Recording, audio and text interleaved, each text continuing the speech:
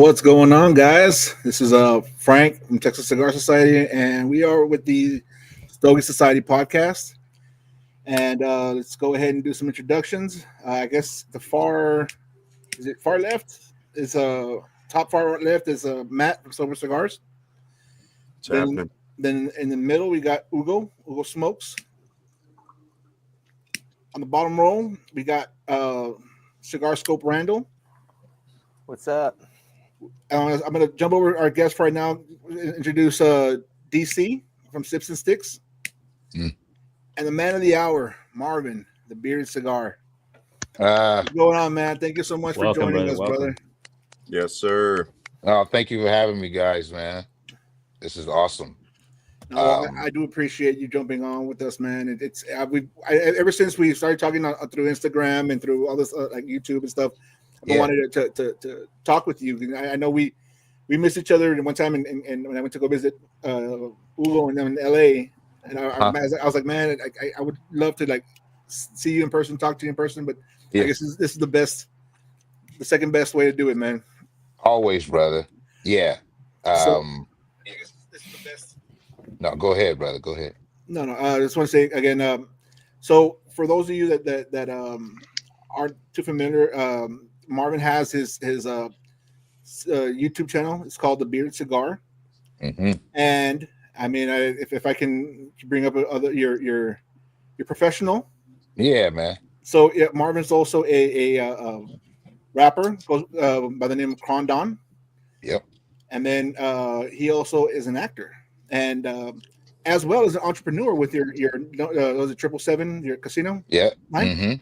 Hmm. Oh, nice. So congratulations on all those avenues, brother. I mean, you're killing it in every way, shape, or form, man. That's just amazing. Oh, thank you, brother. Thank you, man. So Steve Epicurean Smokes and Cigar Apostle. What's going on, guys? What's going on, guys? What's up? So Um, if I guess my first question is going to be, how are you doing, brother? Like how are you today, man? I'm good, man. One thing I love about this cigar community of ours is for whatever, I do live a very, I don't know, I guess you can call it overly ambitious lifestyle. and yeah, I got a lot going on always, whether it be film and television, and my entrepreneurial endeavors. I'm first a father first. I got two little girls, so that comes Awesome. before everything. Awesome. Well, one's not so little. And that's my first job as a father. But one thing I love about our community, to my point, is that, the cigars is what I like to call a great equalizer, man. We all come from, different walks of life, um, different, historic backgrounds and um, different occupations, like everything, man. And I think the beauty of it is that, the leaf kind of unifies us and like equalizes us and puts us all in the same category as men, right? And women, Of course. the ladies of the leaf, right? The sisters of the leaf. So that's the beauty. I mean, for me, I think that's the one of the most, even when 'cause I smoke a lot by myself too, because I'm traveling or whatever. But um, I think that, but even when I guess I'm by myself or whatever, I'm on like, podcasts like this one, or Cigars Unbanded, or the infamous Smoke, like all the homies in the crew, like I don't ever feel like I'm by myself. You know what I'm saying? For sure. Um and that community to me is one of the most, attractive and fulfilling things about the cigar thing for me is the camaraderie, the brotherhood, and then it just gives us all an opportunity. I know for me, for people, because of what my resume that you ran down, brother. I think I always come into situations where people know me, I think, a little bit, or they don't know me, or they know about me, or somebody knows me, or whatever the case may be.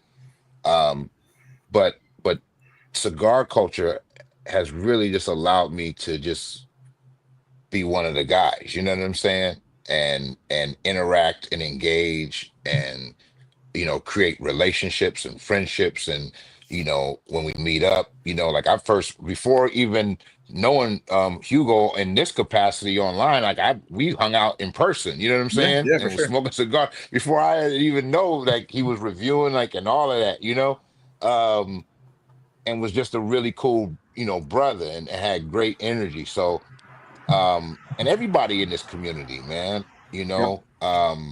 it's just that's I think that's the thread that keeps us all connected and engaging with each other. You know what I'm saying? Like, so when Definitely. Texas reached out and was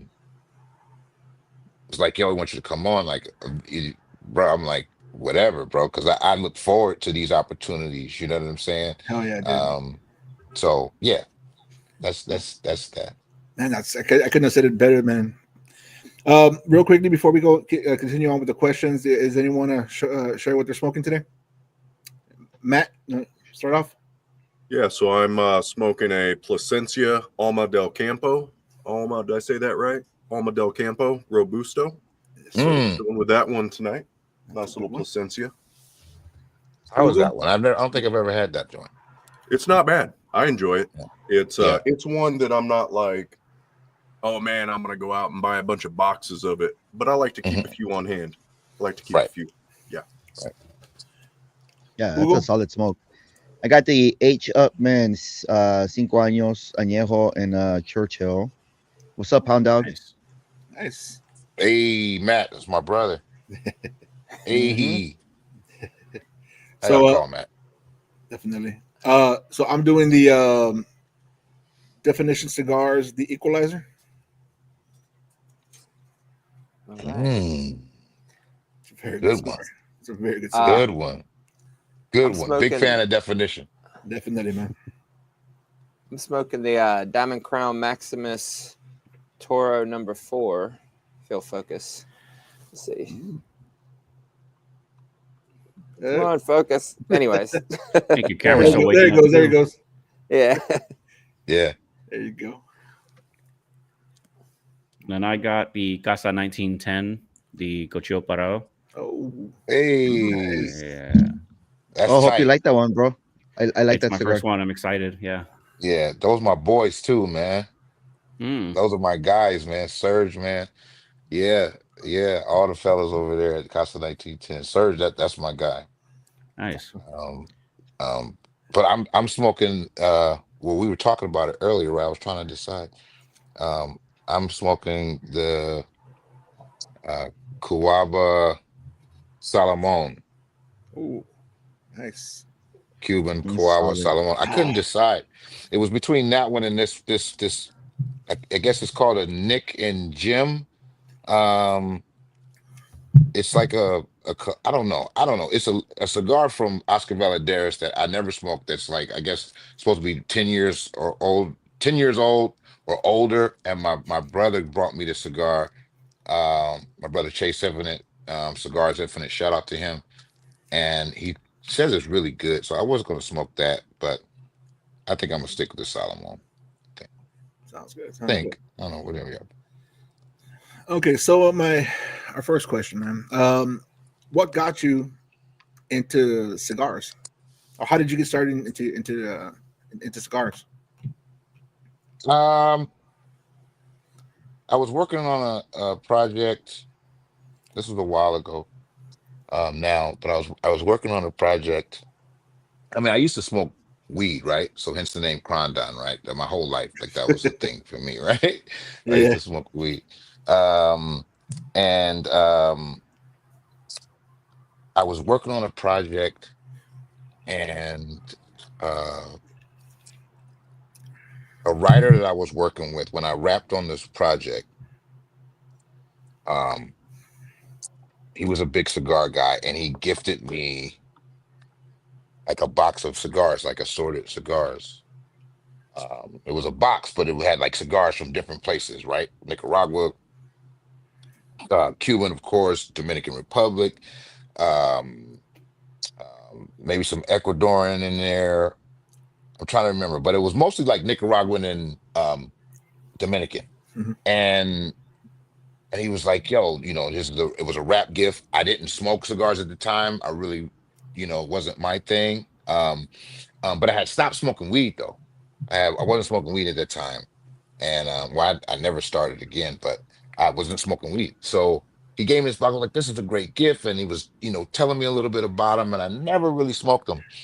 And then that same year, so that was like early in the year. Then my birthday's in July, and then that same year, it was my birthday. I was going to like a staycation type thing I was doing, and I'm like, yo, when I was packing my bag, I'm like, yo, you know what? I got this box of cigars, right? Let me take these cigars with me. Maybe it's my birthday, maybe I'll have a because I don't drink really either. But on my birthday and New Year's, I'll have like one drink or whatever. Yeah, yeah, And I'm like, oh well, I'll take this box, and maybe when I have my drink, maybe I'll have a cigar. And I really didn't know even how to smoke a cigar, honestly. So um that so then I actually hit my guy, and I told him I was over here at this spot and I was about to smoke a cigar, and he's like, "Oh, it's your birthday. I'm gonna come have a cigar with you." I'm like, "Cool, come." I end up having dinner, and he meets me, and he brings me a bottle of Japanese whiskey for my birthday now, because I was a wrap gift. Now for my birthday, he brings me like a bottle of Hibiki Japanese whiskey, yeah, and he's like, "Yeah, we're gonna smoke a cigar and blah blah blah." And after this, we'll smoke a cigar. I'm like, "Okay, cool." And I got these cigars. So I started asking him all kind of questions, like, "Well, what is this one?" And he started explaining to me the different, regions and where they come from and what to expect. And I'm just sitting there like looking with a blank face, like, "Bro, is it that serious, bro? Like, you're smoking freaking cigars, like nothing." But I found it very interesting, what he was explaining. And um, long story short. Okay, I'm trying to remember what the damn cigar was, man. Um, that I picked. I don't know. It might have been an Oliva or something like that I had. But I had some Cubans in there too that I ended up smoking later.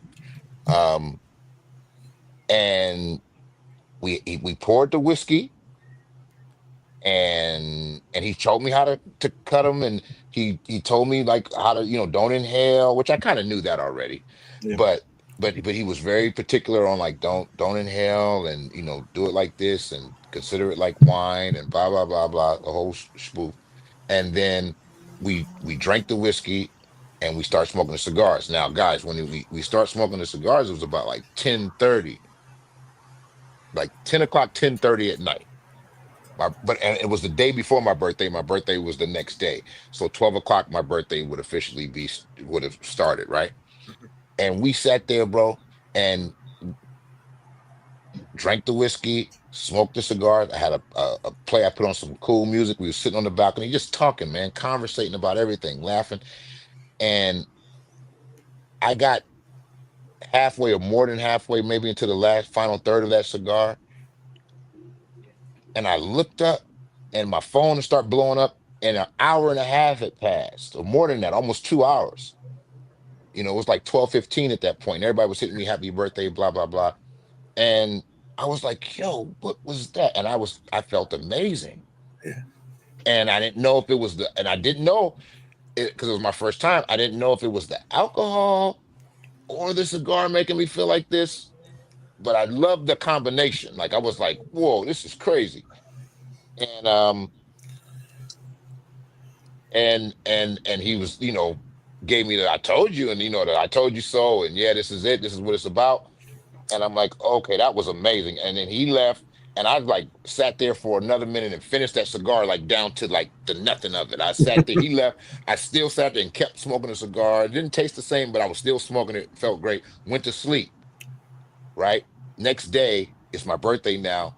I had a great night. I went out with my family. They came, we did our thing, and then they left. Right, my family left. I was again in the hotel, and I remember being at dinner with them, and I remember thinking like, damn, I can't wait till the end of the night so I can get back to those cigars, right? And for sure, bro, I did. They left. I went back, poured some more of that whiskey, and it's funny because I don't really even like to. drink and smoke now, but my first time getting into it, that's what I did. Yeah, your palate was just getting used to all these different Mm-hmm. tastes and I mean the initial like taste of that tobacco. It's beautiful. Of course, if you do it the right way and you don't get that sickening feeling. Of course, if you go too hard on it. Mm-hmm. But yeah, that the initial puff of that tobacco, it's just almost calming for some reason. And fellas, you got to know this, and I don't know, I'm not gonna say I'm ashamed to admit this shit. This is just the truth, right? After that birthday, after that happened, that those 2 days, right? I smoked a cigar every single day since. Mm. Hell yeah. Yeah, Yeah. Every Hell yeah. single day. After that, I don't know if my daughters see this, they're gonna be like, "Dad, you true." But every single day after that weekend, I smoked cigar. I went through that box like within the first week, right? Because it was only, I don't know, maybe 10 cigars in there. yeah. And I went through that box within the first week, and I was going to my local B&M and which is like blocks from here that I've been seeing for years, right? I live in Burbank, and I've been looking at this cigar shop for 15 years and never went into it, well, I mean, well, it's been almost 5 now. So, but for wherever how long that was, 10 years, I was looking at this spot and never walked in it. And then after that first week, man, bro, I ran out there. I got to my last cigar. I was like, okay, I got to go buy some now.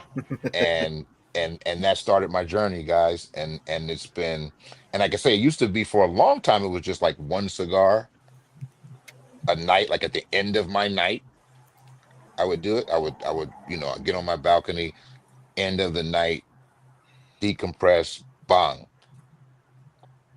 And then I went and did a project in Colombia short after that. I did a movie in Colombia that's coming out hopefully this coming year. And bro, that was it. When I went to Colombia, then I was smoking, bro, 2 and 3 a day, 3 and 4, depending. Yeah, it was over. It was just off the deep end completely. So, Hmm. did you ever have a cigar that put you on your ass, like that knocked you out, like I mean that I'm my first cigar was the one that kicked my ass the hardest. It was a Davidoff Winston Churchill. I mean, I was like, I looked like I was about to pass out. Have you I ever love had that? those. Yeah. I got a box of those in here right now. I love those. Well, going Um, going back to them now, yeah, they're really good. But at my right. for my first cigar, Mhm. it was a rough one for me. Okay, I'll tell you, I do have one that messed me up, bro. When I first started smoking, and I don't smoke that cigar to this day, and that's the LFD Double Ajero, bro. Oh, See, I don't know That's if on I'm smoking someone's that thing F tier wrong. list.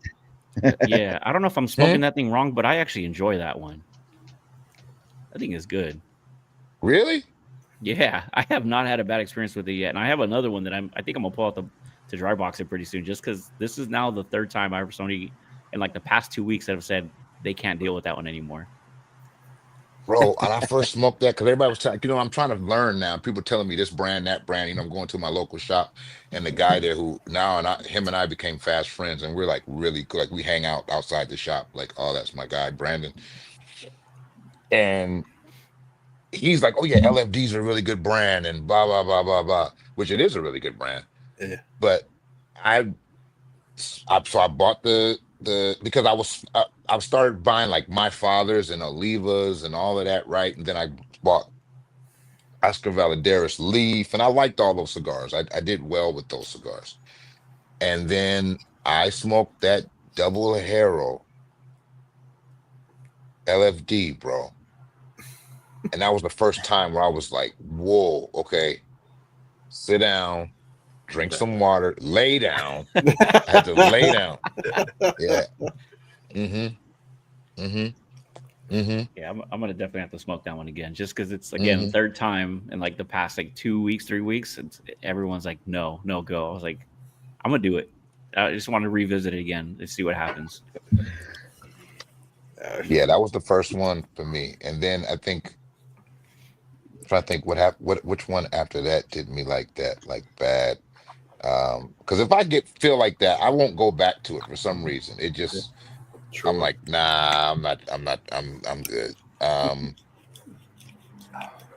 That one, and it was maybe like some um oh, okay, the second one. And this is I'm early on, right? And I'm like a My Father guy. I'm smoking all of My Fathers. I love the Judge. I love the Le Bijou. I like at this time, you know what I mean? I'm loving them, right? I'm like, these are freaking awesome, right? And then I got one of those big, like I don't know, I guess you can call it torpedo Jaime Garcia joints. Mm. Mm. Di- didn't go for it. Wow. So, how with your busy work schedule, how do you find time to like say you're at a set on set, whatever? How do you find time to smoke a cigar, or like the most places that have like a spot, or do you travel out to like your local lounge, or your trailer? Where do you go to enjoy a cigar, and are you usually one to smoke by yourself when you're on set, or do you try to find somebody that has that that love for the cigar as well, and kind of Well, if they do, like, well, like I do travel a lot for work, and depending on where I'm at, and usually where I'm at, cigars is such a I like to I'd like to think that it's as small of a niche that we have here in this culture. It's still everywhere you go. You know what I mean? There's somewhere, there's some kind of lounge or some kind of local shop or something like that. So um, I do look for the local shops when I get to a place. I do that pretty quick. I like to I'll find it, and I also want to know just where I can buy cigars. But I usually bring a lot with me now. But even early in my early days, I didn't bring a lot. I think I would think, okay, I got 10 of them on me or 7 of them on me. That's enough, and I'll be out of those things in a couple of days, and I'll be looking around. So one thing I do is I look before I even go to the place. I find, okay, it's this, and then I've been blessed, bro, where I've gone to places. Seriously, it's funny. My last few projects, guys, that I did this year that were out of town, I was I was staying, like, I just did a project in Portland for like 6 months, right?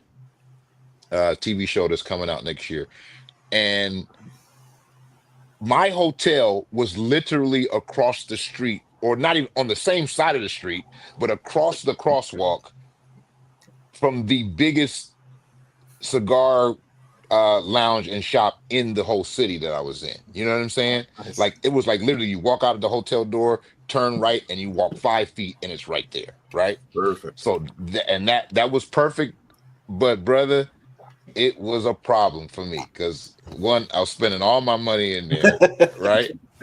Um, and I just on a day on it when I had time, I would be in there like all day, every day when I had time. Or if I didn't work on those days, then I would be in there all day. And even days that I did work, if I didn't work until later, I would go in there. But no, so I find a local spot, which, like I said earlier when we first started, like the camaraderie of cigars, I think is kind of universal. So I've met some incredible, most interesting people, and I've made some incredible friends in my cigar travels, from whether it be, Colombia, Budapest, New York, Portland, Mexico City, like name it. Like I have people that are friends now that I talk to now, now even the projects are over, that I met in a cigar lounge, right? Yeah. Now, if it's people on the set or people that I work with, if there's a cast member or something like that, and they smoke cigars, of course we bond on that. Um, and yeah, if it's depending on the vibe on the set, which I've been blessed to have been on some really cool sets. Depending on the vibe, I'll go to my trailer, maybe like at lunchtime, right? Or on my off time, like if they're shooting something that I'm not in, but I still got to be there. I'll take that free time, that free moment, and sit in front of my trailer, get a chair and a speaker, and sit in front of my trailer and turn that into a lounge. Hell yeah. Mm-hmm. Mm-hmm. Oh, that sounds And nice. it's so cool, man. And then if what I've been doing lately is when I develop these characters, so I know if a producer or director sees this, they're gonna be like, I see what's going on here. If when I develop these characters now, I always try to get them to smoke cigars, like or I get the character. I developed a character with him being some sort of cigar smoker or something like that in mind. You know what I mean? So then I'll bring that idea, whether in audition or once I get the job, I'll be like, hey, what do you think about him smoking a cigar? You know what I mean? They're like, yeah, you don't do that. Or he does that. And then sometimes they're like, oh yeah, that's a really good idea. That's cool. Like, go ahead, go for it. I It love adds a that. lot. It Yeah. adds a lot to a movie. I think when there's a cigar in the scene, it's very cinematic. I mean, Mhm. you have somebody talking about something important.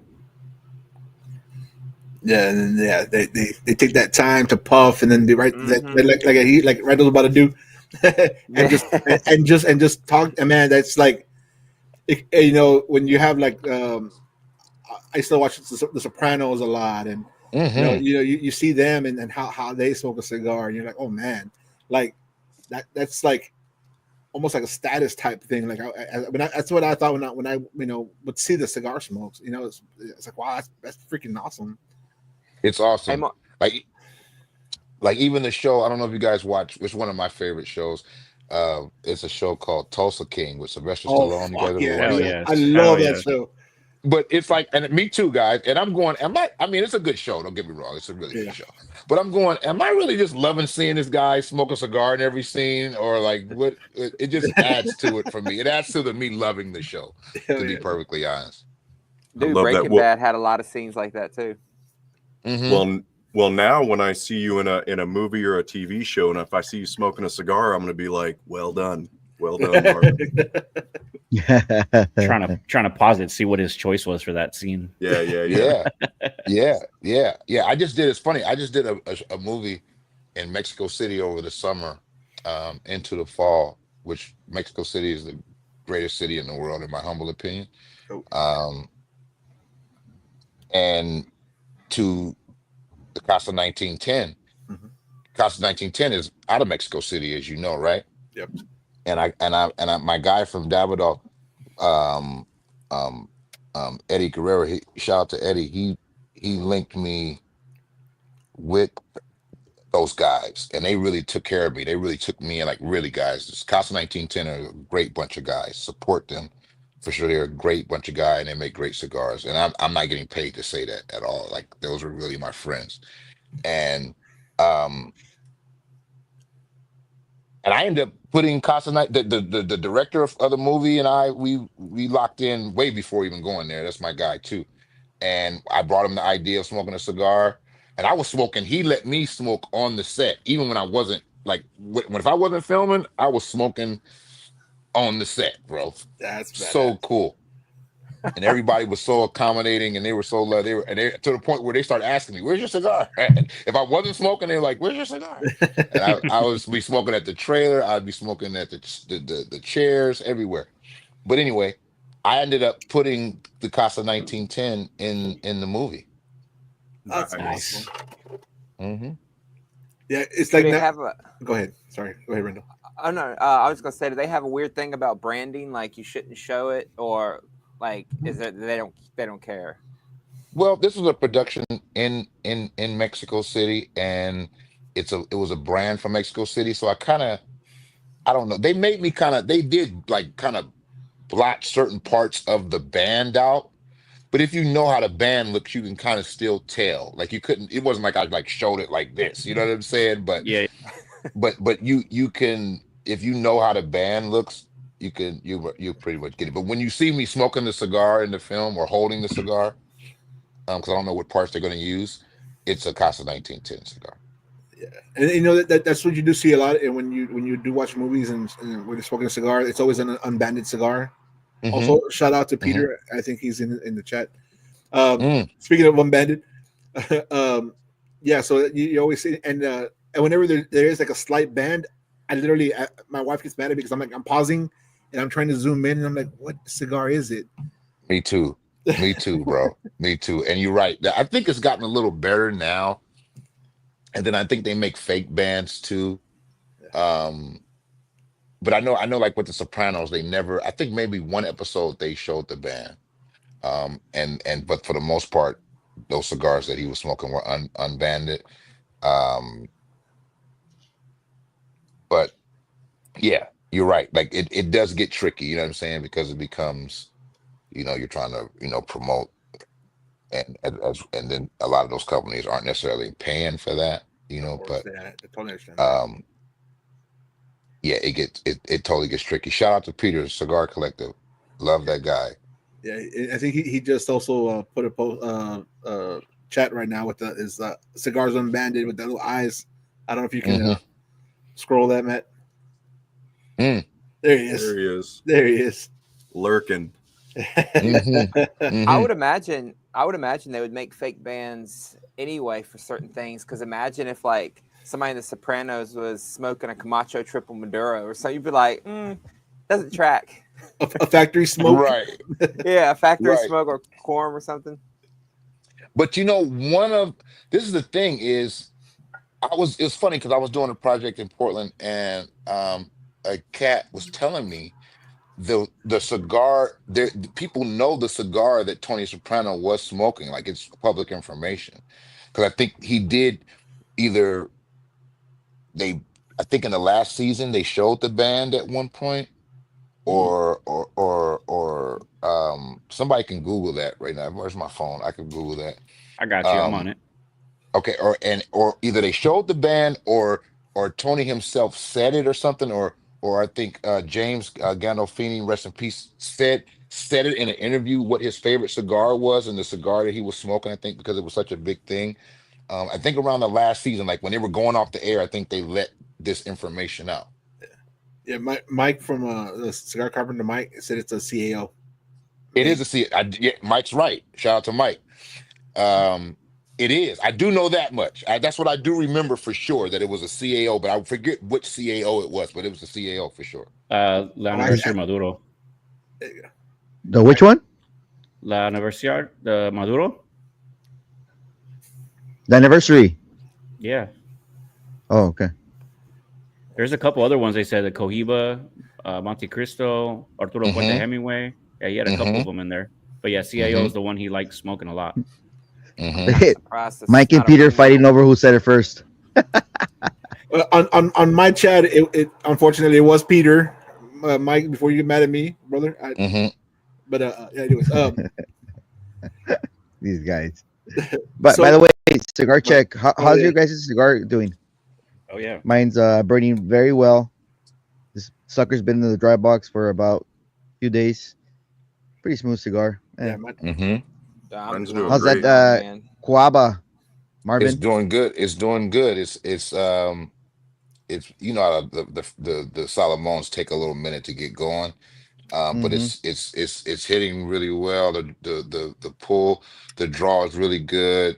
The burn is even, and yeah, no, it's doing all right. It Hey, tastes really good. I do know that it's Heck really yeah. really good. hey, Marvin, that's one of my favorite cigar shapes because much like a character you would play, you kind of develop it in the beginning. You don't know much about it, and then it opens up on you in the second Hmm. act. Yes, sir, brother. Mine too, man. that's It's one of my favorite too. so I guess going with that, I was my next question would have been what's your favorite Vitola of cigar? Would it be a Salomon? No, it's actually for me is a Toro. I don't know why. It's the Toro just for some reason it's like the perfect time. The duration of smoke. I seem to the flavors are very balanced for me, and I smoke a lot of Toros. Like I have a lot of Toro cigars. I smoke a lot. Um, it would have to be the Toro, yeah. Like I've like when I'm looking at or even like a Toro Extra or something like that. something like a little bigger than 6. Like, yeah, some of my favorite cigars this year have been Toro cigars for Nice. sure. And I like Robustos, don't get me wrong. I like Robusto. Um, I like Solomons, but for me, I smoke more Toros than anything. When I'm looking for a cigar in my boxes or my humidors or whatever, I'm trying to find that proper Toro for sure.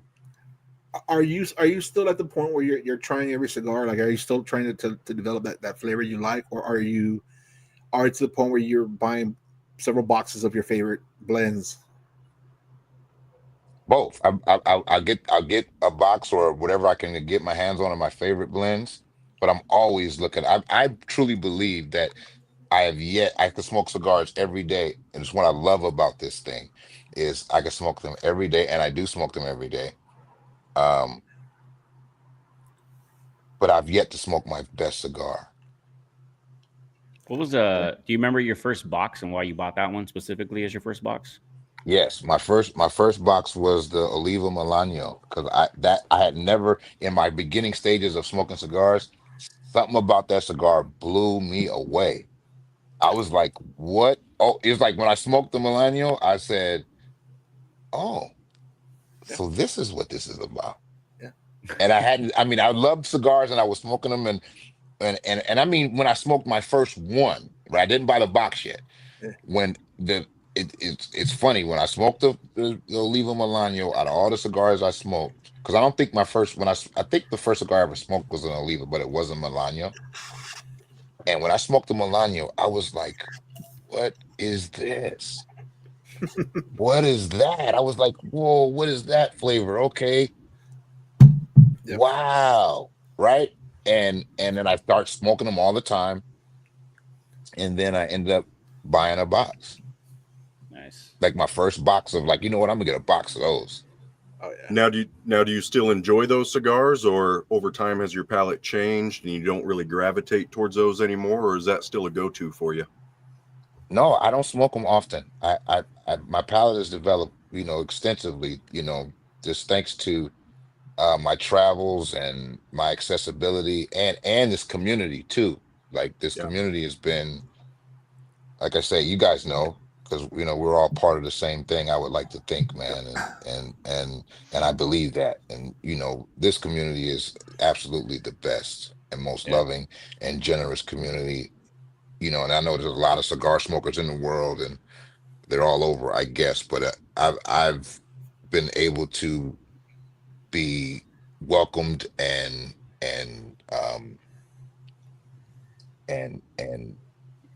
just again just for lack of a better word, spoiled in my humble opinion by this community, and through camaraderie, through friendship, through love and generosity. And I've been able to smoke cigars that I didn't even know existed. You know what I mean? I Yeah. never even heard of, and and Same. and and yeah, so that's helped develop my palate. Again, my travel and access. You know what I'm saying? I spend too much money on these damn things, and I go everywhere if there's somewhere to go or whatever. You know what I mean? And then we can go over here and whatever. Somebody puts me up on a spot, or shout out to Cigar Hound Dog. My brother Matt will put me up on something, or Sal will put me up on something, or whoever. You know what I mean? And I'm there. Or me and my brother Chase Infinite, Cigars Infinite. That's all we do all day. Is look for new spots and new websites um and we go to them. Or just like I say, watching one of these podcasts, watching Stogie's podcast, or watching Cigars Unbanded, or um the infamous show, and it's just so many ideas and just people. So I'm forever I believe it's not even think. I believe that I've yet to smoke my best cigar. And I'm constantly being wowed by new cigars and new things, right? But to your point, brother, is when I do get that moment and that rare, epiphany of, wait a minute, I haven't smoked the Milano in a while. Let me smoke one of them. I ain't smoked one of them in, I don't know, however long. Let me go smoke one. I still enjoy it. Like I'm like, yeah, like this thing is really good. Like it's just I mean, it's not like the it's a very accessible cigar now, but it's a good cigar, man. Like I'm never mad at it. That for me is a cigar that if people like want to start their journey in cigars is one that I recommend the most. More, I mean, everyone always starts with the Connecticut and the Perdomo champagne, which is amazing, right? But for me, the Melanio was just an amazing. I think it's an amazing starter cigar, and it kind of starts you a little ahead of the game. Whereas, like you go to Connecticut, and you're slowly building up that palate that strength wise. And Yeah. to your point, like you mentioned that you go back to it and you're like, man, this is a good cigar. I hadn't smoked one in a while, and I found the Oliva Melanio Serie V. It was the nub, which is That's a good one. a 4x60, hmm and that one for me is my favorite Vitola of the Melanio. Oh, that one's just so amazing.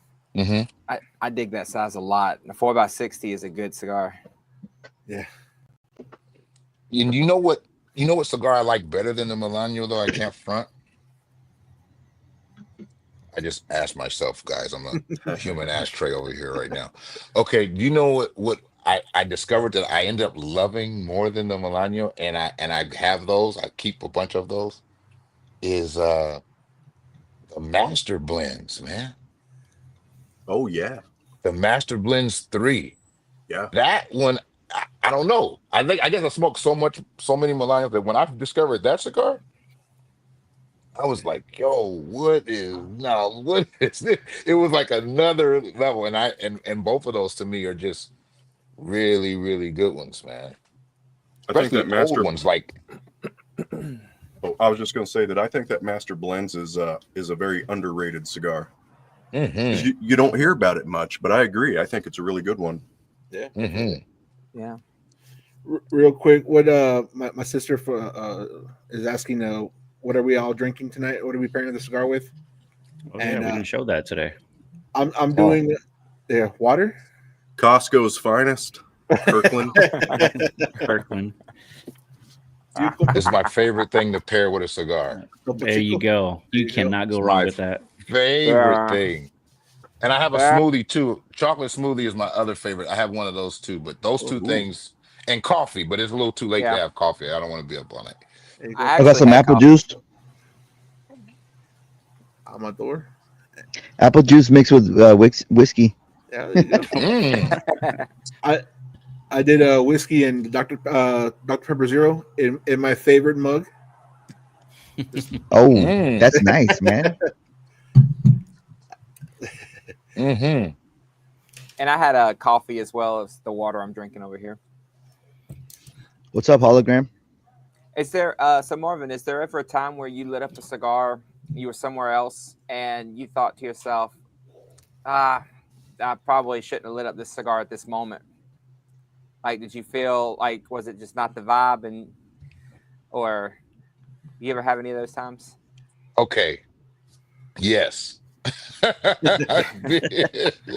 had this recently. Well, not recently, but last year, man, this happened to me, bro. I had just come from Mexico. I was on a vacation. I was smoking 6 cigars a day. And I was just in this mode, this rotation of I'm smoking, right? And I went to see this group. I don't know, guys, if you guys ever heard of them, called Hiatus Coyote. Mm. Incredible group. If you don't know them, they're just incredible. Hiatus Coyote, right? And I'm in LA. I'm downtown at a venue called the Novo, right? You know the Novo, Hugo, right? Yeah. So I'm downtown. I'm at this show, and of course I have cigars on me, right? They're my American Express card, right? I don't leave home without it, right? And I like that plug. That was Yeah, good. that was badass. right, and it's a packed show, bro. It's sold out. A bunch of hipster kids in there and youngsters, and they're smoking weed and they're dancing and they're doing their thing, right? And they're smoking a gang of weed. because weed's legal, right? So they're smoking a gang of weed in there, nobody's saying nothing. And I'm thinking to myself, I'm like, they're not gonna trip off of a cigar in here, man. This fucking place smells like fucking Cypress Hill concert or something, right? So I'm like, okay.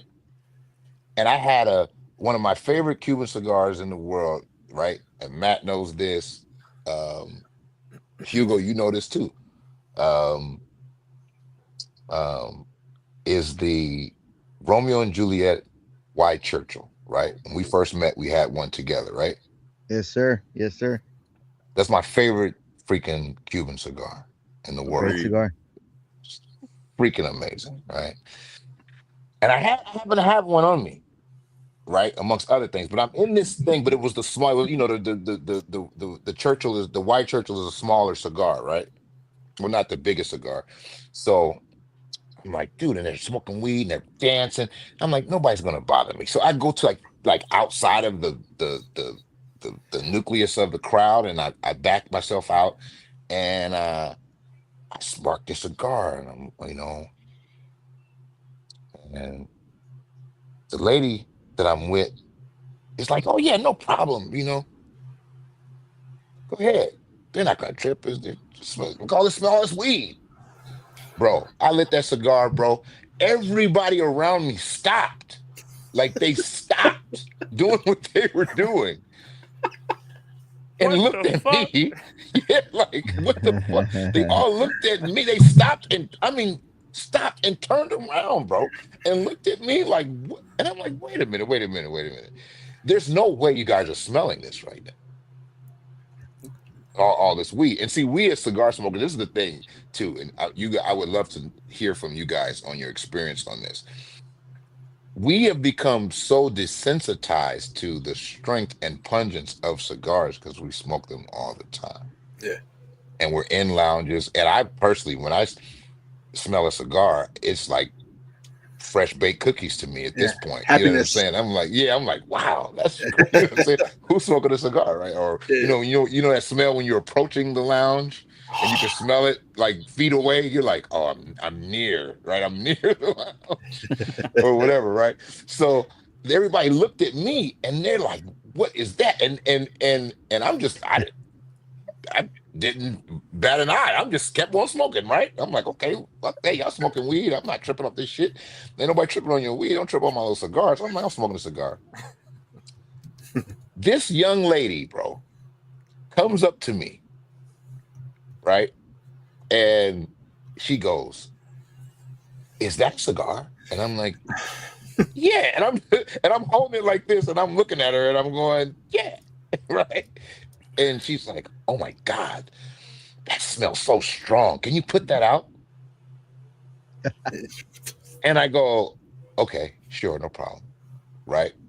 I'm just like, okay, no problem. Yeah. She walks away. What do? Keep on smoking, right? Like shit. It's come on, lady. Like, first of all, you're young enough to be my daughter, and second of all, they're smoking marijuana like there's no tomorrow in here. Like, you got to be kidding me. So I don't put it out. So now her and her friends come over. Oh,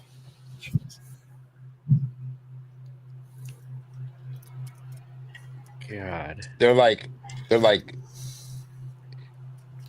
stuff is really, really, really, doesn't smell good, and it's really bothering us, and blah blah. And I'm like, they're over there. I'm like, this can't be bothering you. You're feet away from me. Like, you're like 10, 15 feet away from me. Like, give me a break. And I'm like, come on, y'all. And I now I'm not irritated, but I'm just telling them, I'm like, come on, you guys. There's people smoking weed in here. Like, this is a cigar. Like, what? You know what? I'll move. And I moved. So I moved. This lady, bro, and her friends go and get the security and come and bring It was the craziest shit ever in the world. That And I'm is like, yo, nuts. this is crazy. They bring the security to me and say, see, here he goes right here. He is smoking his cigar. Blah, blah, blah, blah, blah, blah. And I looked at him and I'm like, he's like, bro, you can't smoke that in here. I'm like, bro, they're smoking weed and they can smoke weed in here, but I can't smoke a cigar. Needless to say, I put the cigar out, or I let it go out. I didn't put it out. I just let it go out. And I thought to myself, dude, why did you even smoke this damn cigar? Because they just took, this is a thing I'm trying to enjoy, and they just took all the joy of one of my favorite cigars too, which is hard to do, but they did it. So now every time you smoke it, you have that little thought in the back of your head. It's just like, I swear to God, if somebody shows up and ruins this for me right now. The same ones. The same ones. God would be No, the best. I don't smoke that cigar now unless I know I can enjoy that cigar. You didn't hit him I with don't the, even do it. you know who I am? No, that's not my character, man. I know. not- I'm you know- messing with you. But look, it's funny you say that, bro, because this is why I put it out, and this is why I didn't make no ruckus. Is because of they might know who I am. Yeah. See, that's a double-edged sword for a guy like me, Yeah. especially being as recognizable as I am. With my unique ass face, I can't fucking be the guy. You know what I mean? Yeah. Yeah. I can't be an asshole to this lady, especially she's a woman, first of all, so I'm not going to be that. I'm a gentleman. But then at the same time, I can't create no rift with her and then it be a thing and then they know who I am or they find out who I am or they go, they're sitting watching TV one day or somebody else tells them, you know who that was, right? And then next thing you know, I'm the guy online that everybody's talking about. Nah. Then you're on TMZ and it's a thing. Or whatever. And then Or the whatever. hashtag cancel Marvin movement happens. Yeah, I'm on TikTok and they're talking about freaking how tobacco is the worst thing ever. And Yeah, no, you don't want that. I get that. He was disturbing us smoking weed. Like he was disturbing us. Exactly. He was disturbing us smoking weed. Like I'm the guy, bro. And because of what I do, it puts me in a I'm not going to call it a prison, but it's a box. Because it's not a prison at all. It's beautiful, but it's a box where, bro, I can't, a cat's blowing his horn at me or whatever. I'm not the guy. I can't turn around and flip this guy off or like, you know what I mean? Yeah, I'm not yelling out the window at this guy. I'm not like that anyway, but I always have to be mindful that there's cameras everywhere, bro. You got to tread more lightly. Mm-hmm. Mm-hmm. and you don't So that want was to do Cigar anything to ruin Apostle's, your brand. Yeah. Cigar Apostle had that question where do you ever get recognized? So did those ladies recognize who you were? If they No, did they or were if they high. didn't, they didn't give a damn who I was. Let me tell you that. They didn't give a damn. Hey, put Those out the ladies didn't give a cigar. damn who I was. You know what I mean? And I'm just a man. We're all just men. So before the fame and notoriety or the ability to be recognized for what I do in the artistic space, I'm just a man. So I always lead with that first, and I especially those girls, like I said, they was young enough to be my daughters or something. I'm like, come on, man. But I look young to them, I guess, and they were like, we don't give a damn who you are. You're interrupting this weed smell that I love with that strong ass tobacco you smoking, and I'm like, damn, is it that strong? I'm like, and I guess if you're in an environment where that's not the smell going on, it's going to be a definite contrast, right? Yeah. Yeah. No, it's definitely So- very, very pungent smells. So like, Mhm. like before I started smoking cigars, I we would go to the casino in Vegas and you see people smoking a cigar, and it always had a funky smell or they had a weird smell. Maybe it was also they were smoking cheap cigars, whatever, right? But Mhm. now, like, I'll walk by somebody that's smoking a cigar, and I'm like those the cartoon characters that smell like the pie on the windowsill, like they're just floating on air. Yeah, Oh Yeah. my god! Like, yeah. That's I me. I love the smell of that cigar smoke.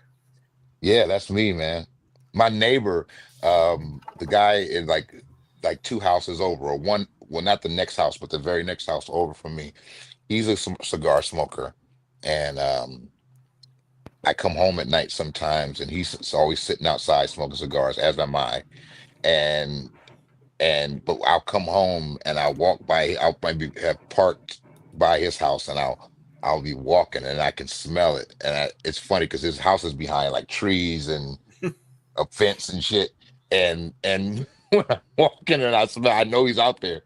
And I'm like, bro, and he's like, oh yeah, I'm right here. And I'm like, yeah, I smelled you. You know what I mean? Like, and it's a beautiful thing. I could have just been coming from the lounge, Yeah. and it makes me want to go right upstairs and go on the balcony and smoke a cigar. It's crazy. Unless it's an añejo, CAO, Amazon based añejo, that's not a very good room smelling cigar. All the other ones though, Mm, you smoked that before, right? The añejo. I love it. I think I might have reviewed it. I Yeah, love that no, yeah, cigar. no. Now, don't be wrong. I love a cigar too, but if it the smell, if you just leave it there and that burning, it has a very like what is it? What does my compa say? Barnyard smell to it. Really? Yeah, it has I didn't notice that.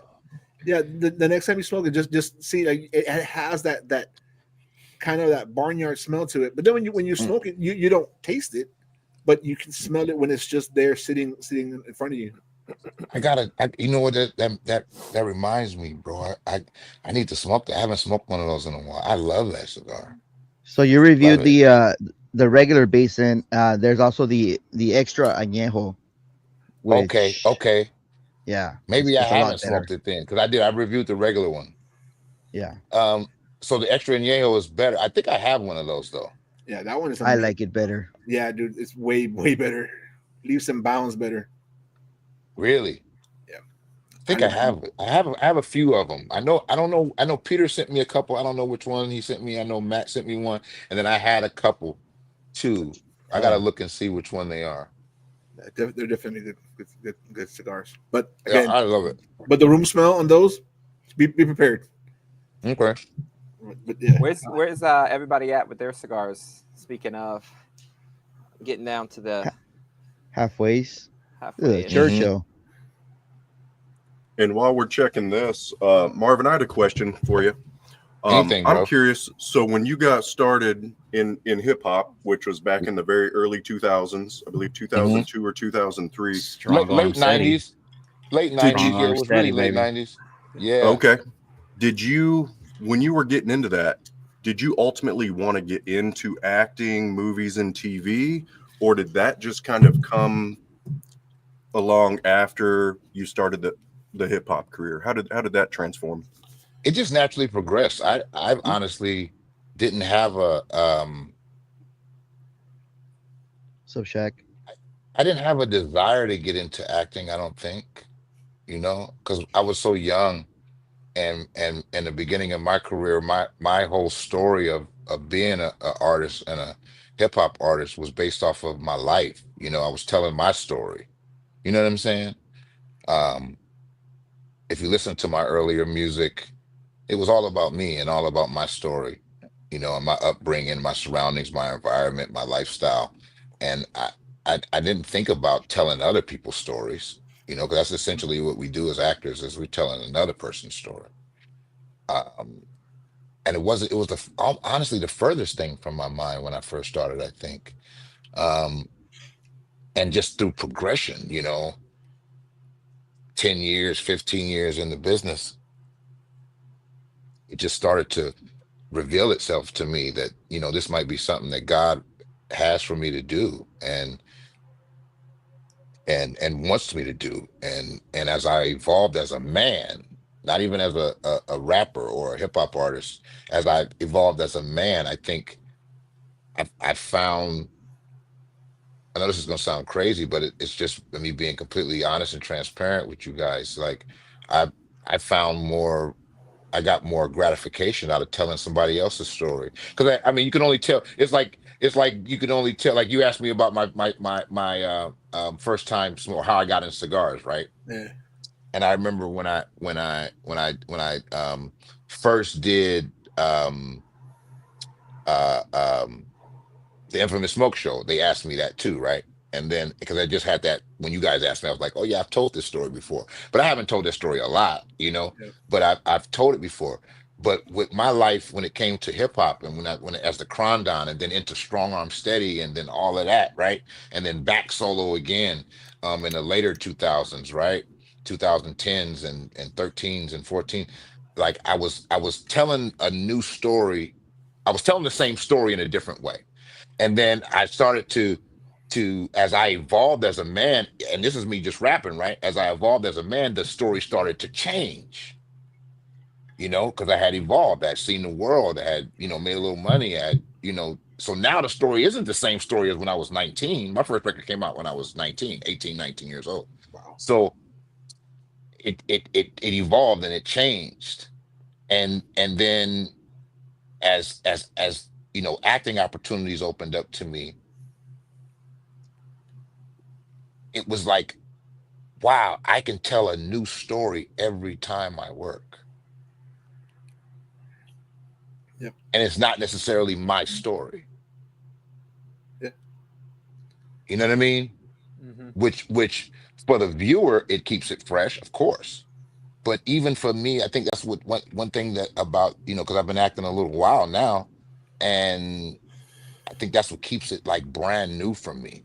It's like brand every time, guys. Every time I do a role or a character or go to a new city, and I could have gone to this city a million times as a rapper, but when I go to this city, when I go to New York now, and I used to perform in New York 3, 4 times a year, or I go to Portland, I performed in Portland 5, 6 times a year, right? Back when I was rapping, but now I go in as an actor, and it's a new city. It's a new experience. It's like I've never been there before because I'm there telling a whole nother story in a whole nother way. You know what I'm saying? That's dope. I love that. So Hey, there was Go sorry, I ahead. didn't mean to cut you off. There No, was a go ahead. question earlier. I didn't want to skip it over. It was from Cigar Apostle. He was asking, when you go to a cigar lounge, or do you go to a cigar lounge? Do you get recognized immediately, or is everyone peaceful? You able to enjoy your cigar? How's that? Or you just have to pretty much pick up your sticks and then head out? No, what's funny is that's a great. First of all, I love that name. Apostle is a great name. Um, the irony, guys, to be truthful, I get recognized all the time, Yep. and I can't say it's the irony. I think the ironic part of it is, again, like I was saying earlier, that's what I love about this community is because I get recognized, and sometimes, people are sometimes overly excited and they want a picture right there, or they're tripping that I'm in there with them, and that's fine. I get that all the time. But sometimes, and majority of the time, because of the etiquette of cigars, right? I know you guys did a whole a pod on cigar lounge etiquette, right? Right. The that might be the thing at the end of the conversation, though. So that's what I say it's the equalizer. So we're just two guys smoking cigars, or three guys or four guys having a conversation about life, love, politics, religion, cigars, sports, whatever. And then at the end, a cat will go, or a couple cats will go, "Hey man, I just want to tell you, man, I really love your work too, man."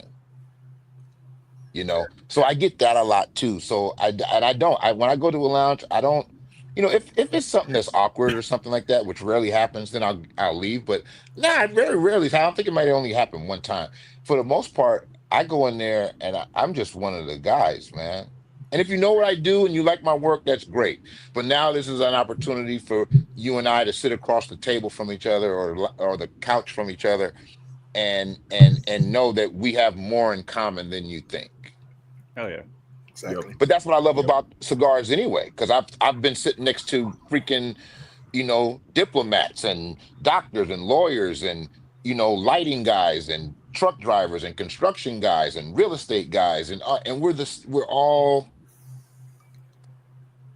Yeah, we're all the same. I mean, but that over that leaf. over that lit. We all have the same hobby and source of relaxation that we love. And I think that and then we find that we all got families, or we all got girls, and we all got this and we all got that, and we find that we have more in common than we don't. True. I don't know of many other things in this world that can bring us together like cigars. All the different lifestyles, walks of lives, like it's great. I love it. Me Yeah, too. I don't see anybody getting together talking about McDonald's or anything. You know what I mean? Mm-mm, mm-mm.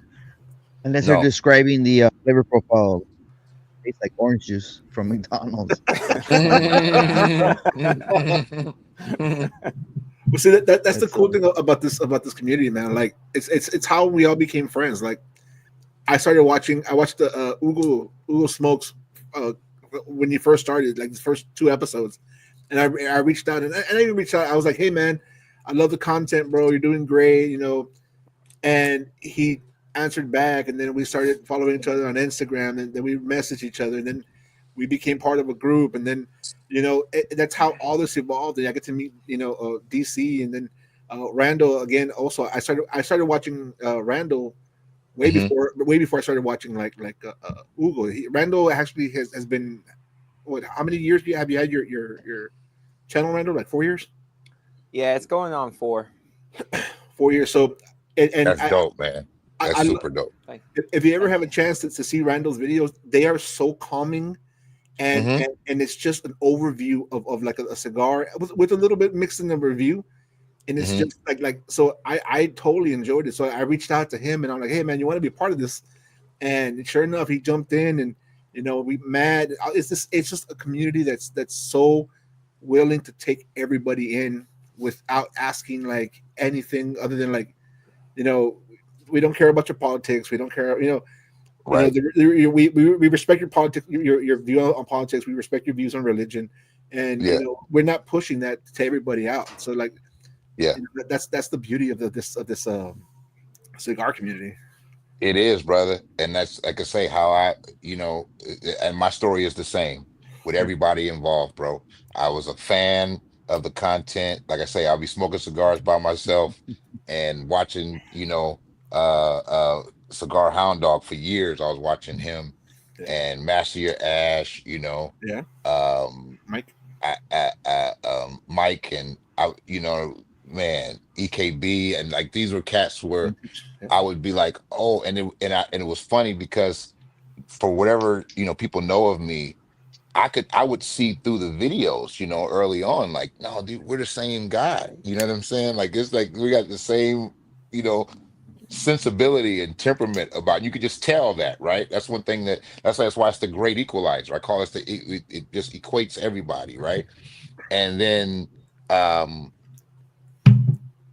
like I say, I never approach anything. I'm never just, it's just the way I am and how my personality is, guys. Like, rapping or being an actor, that's just what I do. You know, I could be doing any damn thing else and I'd be the same guy. You know what I'm saying? Of who I am. Like what I do is not important as who I am and who I'm being.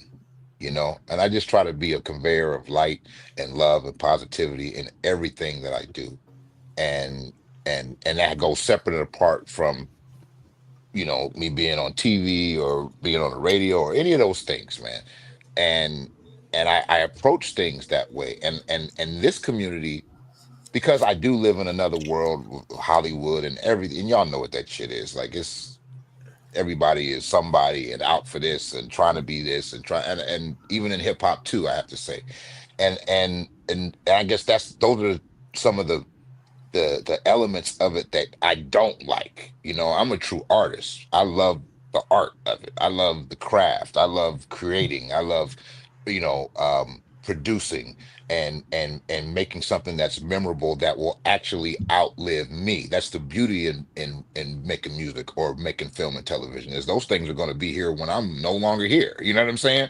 yeah, Yep. So that's what drives me to it. And and really being the best at it, is more important to me than, being the most seen or the most flyest or the most anything arrogant or whatever. But my point is that in this community, I never came at it like, oh, do you know who I am? You know what I'm saying? Or, check me out. You know what I'm saying? It was all, I'm like checking everybody else out, and seeing the commonality in us all. You know what I'm saying? And knowing that, because again, as much as for us in our community, it's like, okay, we're all on the same page, but it's not like there's millions of us out there like that. You know what I'm saying?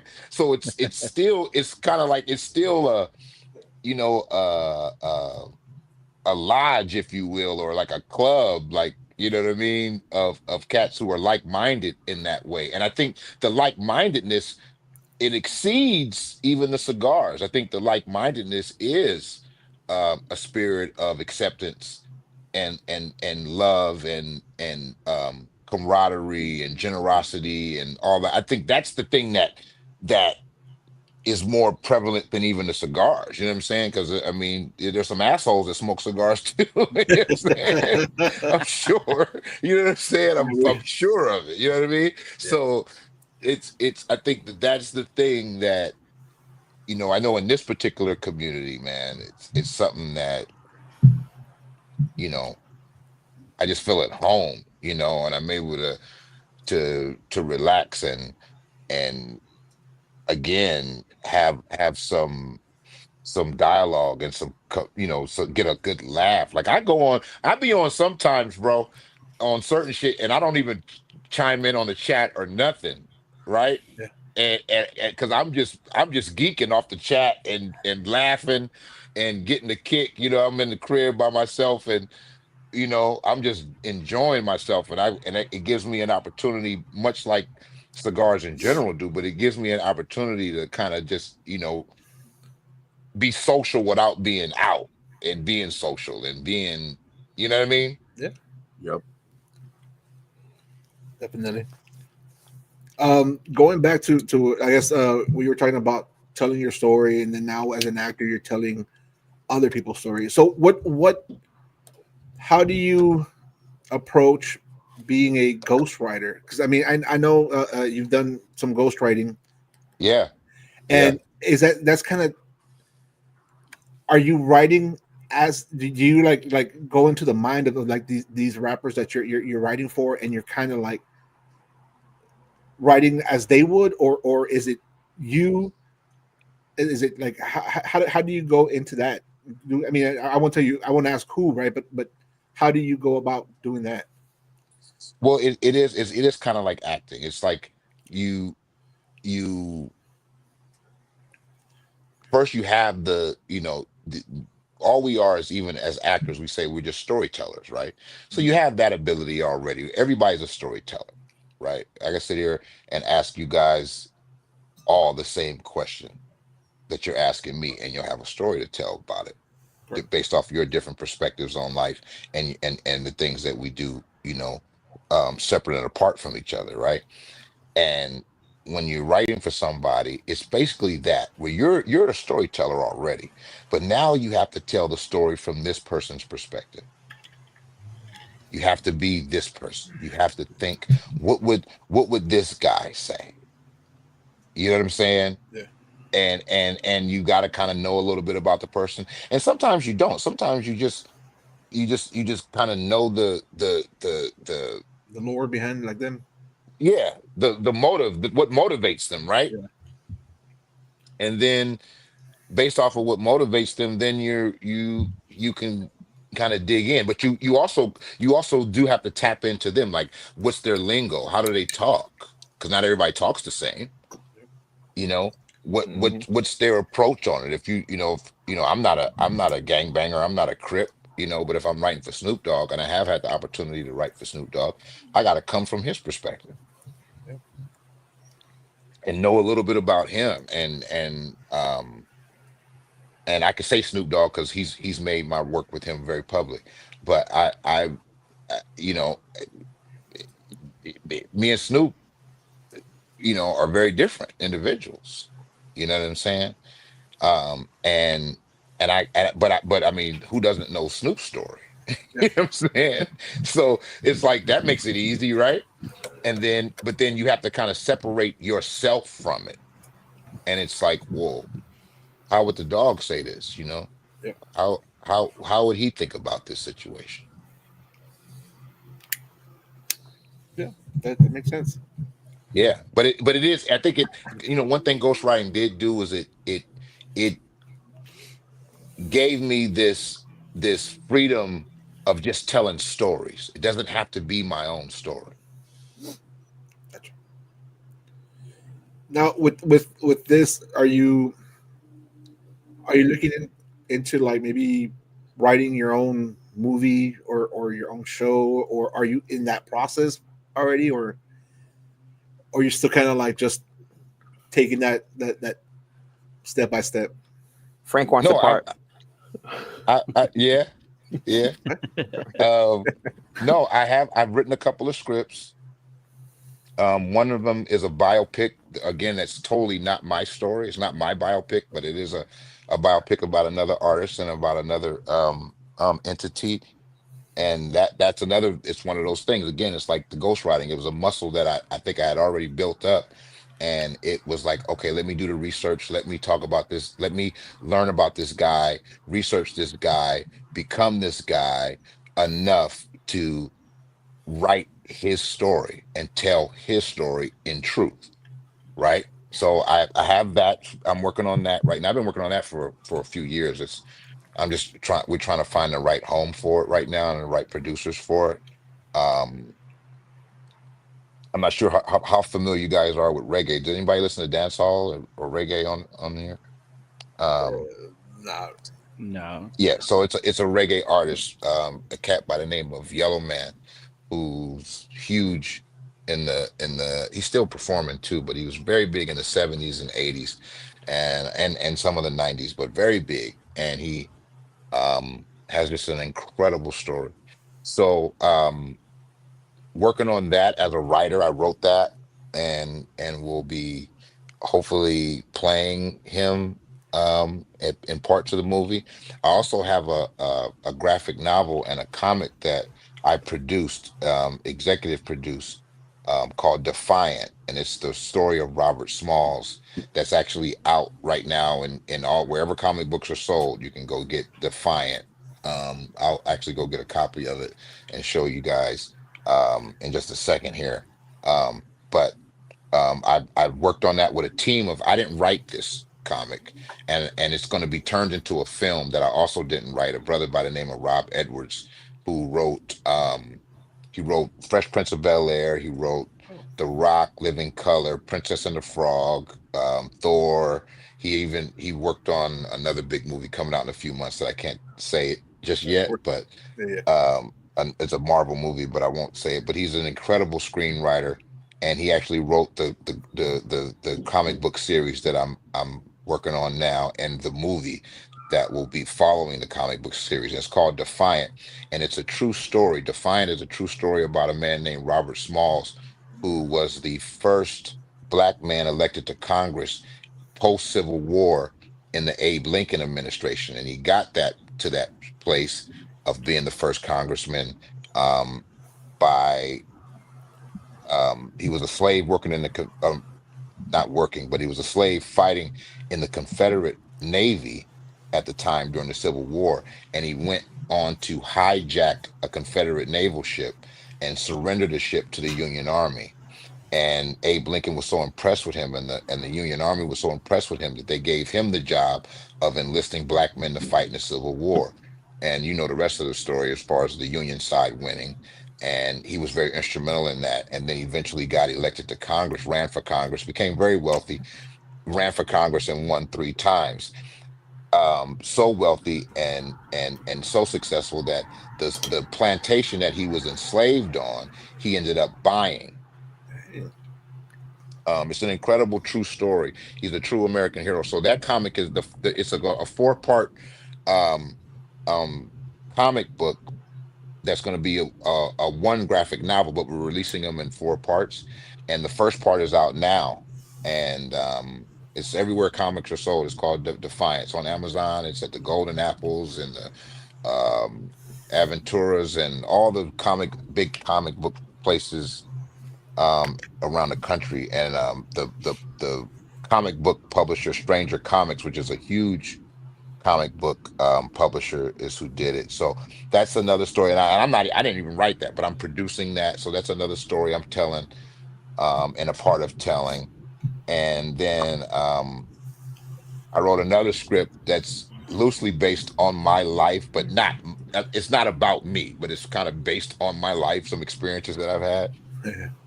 Oh, excuse me, Topo Chico, and yeah, and so telling stories in not just as an actor, but it's a real passion of mine, even from the point of producing and writing, and seeing some of these things that are in my head come to fruition. It's awesome. Cigar Apostle had a question for you, saying he's asking anyone in the cigar world that you would want to smoke a cigar with.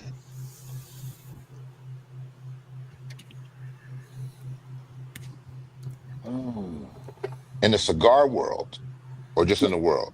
Well, a cigar world, like a cigar maker, blender, or a brand owner. Wow. I think because of my access to things, um, I've met a lot of them, and I know quite a few of the ones that I really love. And I've smoked with them. So I don't say that facetiously. I feel humbled to be able to do that.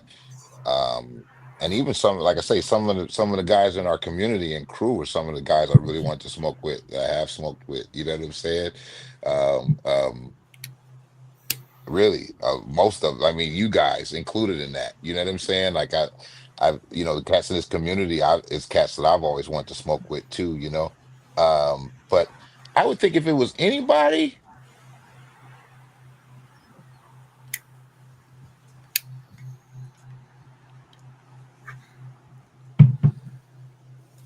Hmm. That's a tough question, huh? I mean, maybe it would have to be somebody like Eladio Diaz, or like uh Ochi Blanco, or Lito Gomez, maybe. Freaking Tito Gomez looks like he's a vibe, bro. yeah, Lito Gomez, like cats like that for sure. Like cats like that is cats that I would want to smoke with. Um, I've smoked with some of the best, whether it be Nick Melillo, or Kyle Gillis. I've smoked with them cats. Um, Nice. Surge, Casa 1910 guys. I've smoked plenty with them. Um, What about Did you Eric meet Espinosa? Eric Espinosa? who? Eric Espinoza? Espinosa. Yeah. Yeah, I would like to smoke with Eric for sure. You got Eric you got his Espinoza. little brother here, man. Ugo looks I a know. lot like him. I know. He does. You know who I would like to smoke with? It's funny because you said Espinosa. It made me think, I want to smoke with EP Carrillo. Oh, Hey, okay. The That's I what's don't OG. up. know, and I'm not like, and it's funny, because I've ran into, I want to say I gave Matt and Sal I ran into some old fellas, like, yo, I found a freaking cigar museum, y'all, and I got some old cigars, bro, like old 15, 20-year-old joints. And I got some old EP Carrillos. They're really good. And I'm not a Nice. fan of the newer stuff, to be quite honest. Any of it?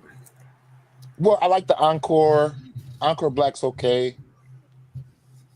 Encore's great. Pledge That's a every good one. Encore. now and then, maybe. Yeah. Yeah. Have you Every had the Pledge now of and then. Allegiance? I haven't. I haven't heard good things about it, though. I was gonna say, if you get it, hold on to it for a little while. Really? Okay. I haven't Good. had it yet either, but I've been told the same thing. It's like it was out the box, it was okay. They're gonna give it Mhm. time, just because Mhm. it just its EP career and they want to give it that opportunity. So maybe it'll be later. It'll be good down the line. Because his age stuff is phenomenal, man. Mm-hmm. Like mind blowing, phenomenal. I'm like, yo, what is this? Okay. So yes, cats like that, man. The OGs, man. I would love, love, love. Um, I went to PCA this year, Oh, nice. and I got to smoke with a lot of cats there. Um, and that was fun. Um, but yeah, like some of the OGs, man, I would love to smoke with. Um,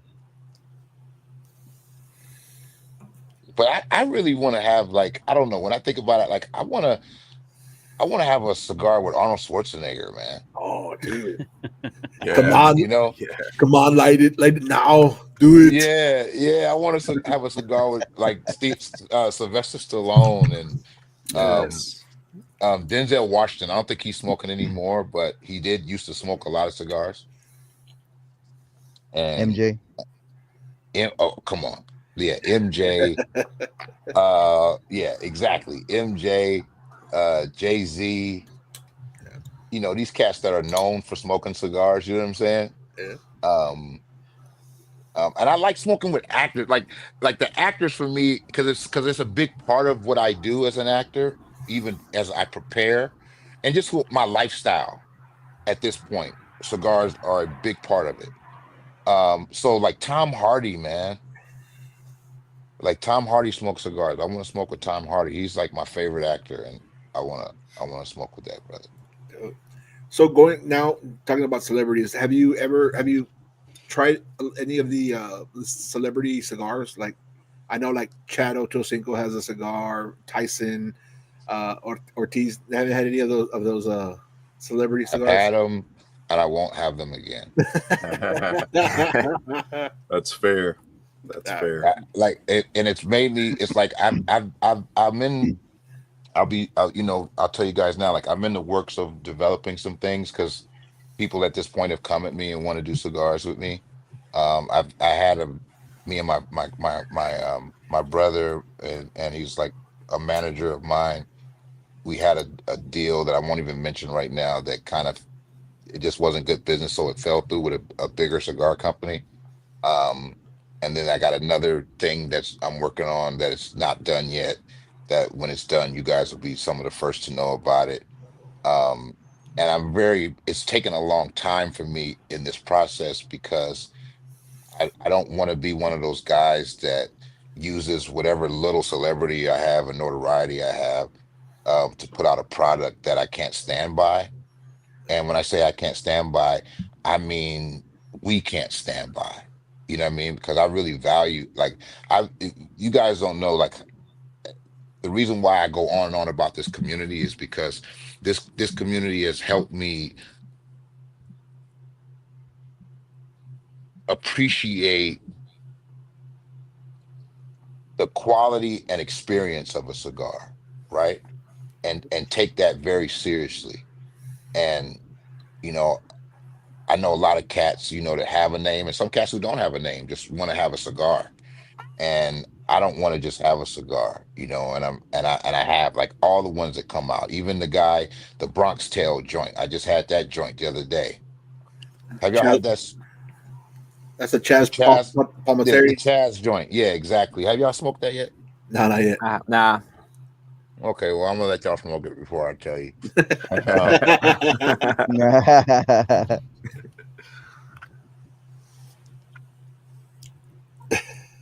so I'm like, you know what I mean? And then what I don't like too. I feel like I'm not gonna say I don't like, but what kind of like just grinds my gears a little bit is when a cat's just putting his name on something, and when a cat actually did that, you know what I'm saying? Like Yep. he did that, and he went through the process. Um, a friend of mine, a very good friend of mine, my brother, his name is D Nice, DJ D Nice, right? He did a cigar with Avo called Expressions. and he did it last year, and it did really well. It's very successful. But one thing I must say about this collaboration, it was good. It was good. D Nice is a real cigar smoker. He's a 2 to 3, 4 maybe cigar smoker a day cat. He he was very involved in the blending process. He went to the Dominican. He did everything right to me, in my humble opinion about it. But I actually, I like creamier cigars and lighter cigars, and I smoke everything, but I do like the creamier stuff. And this cigar was really really good. And that's one of the cases. And it wasn't. It's like if you didn't know that that was his, you wouldn't know. But if you kept up with the marketing and all that, you know that okay, he was behind it, and it was done with Avo through Davidoff and all of that. That cigar is actually good. Like I enjoyed it. I did. I haven't reviewed it yet. I have a box, and I'm going to review it eventually. But I I I I like the cigar, and I want to make sure that you know, and that's what's taking so long is I want to make sure that the cigar is good and over time will be better. And that shit is a real process. This is not, it's made me respect cigars in general even more, understanding the process of it, you know, and how much actually really goes into it, and we smoke so many cigars, all of us on this thing, we smoke so many cigars that you kind of know, when something's good and when it's not good, and when something's going to get better. So, that was a long-winded answer, I know, but It was a good answer. but yeah, I've smoked a lot of them, man, and I'm not overly impressed, man. I didn't like that Mike Tyson cigar. I'm sorry, and I love Mike Tyson, but it didn't make me love the cigar. There was actually some people that actually enjoyed that one. Yeah, Yeah, some people we respect here too. It's pretty. I haven't tried it myself yet, but I definitely want to give it a try. Because I know that one has two blends, right? The Maduro and the Habano. Who's I don't coughing? see it on anybody's top 10 list so far, but Year's not over yet. it's not over yet, right? It's not over yet for sure. I'll be interested to see somebody put that on there for sure. Benjamin's asking, there what's the best coast, the East Coast or the West Coast? He's in San Diego. Oh man, well come on, I'm all West, bro. I can't. Come on, bro. I'm all West. I'm sorry, and I love the East Coast. I spent a lot of time there, but I'm all West, bro. You can tell on the East Coast because we got coats and everything on right now. Right. And right now in Texas, it's humid. It's like 60 something degrees right now. So I'm just in a regular like thin shirt. It's 39 60 here. something is not bad though. No, it's pretty good. It's really good. It's not 60 something here in LA right now. So another question. My sister had a question. Have you ever made any movies or traveled to Australia for any like projects? Oh yeah, I've toured Australia like 3 times. I nice. haven't done any movies there, but I've toured there. I had some big tours. I've done big tours in Australia, big ones.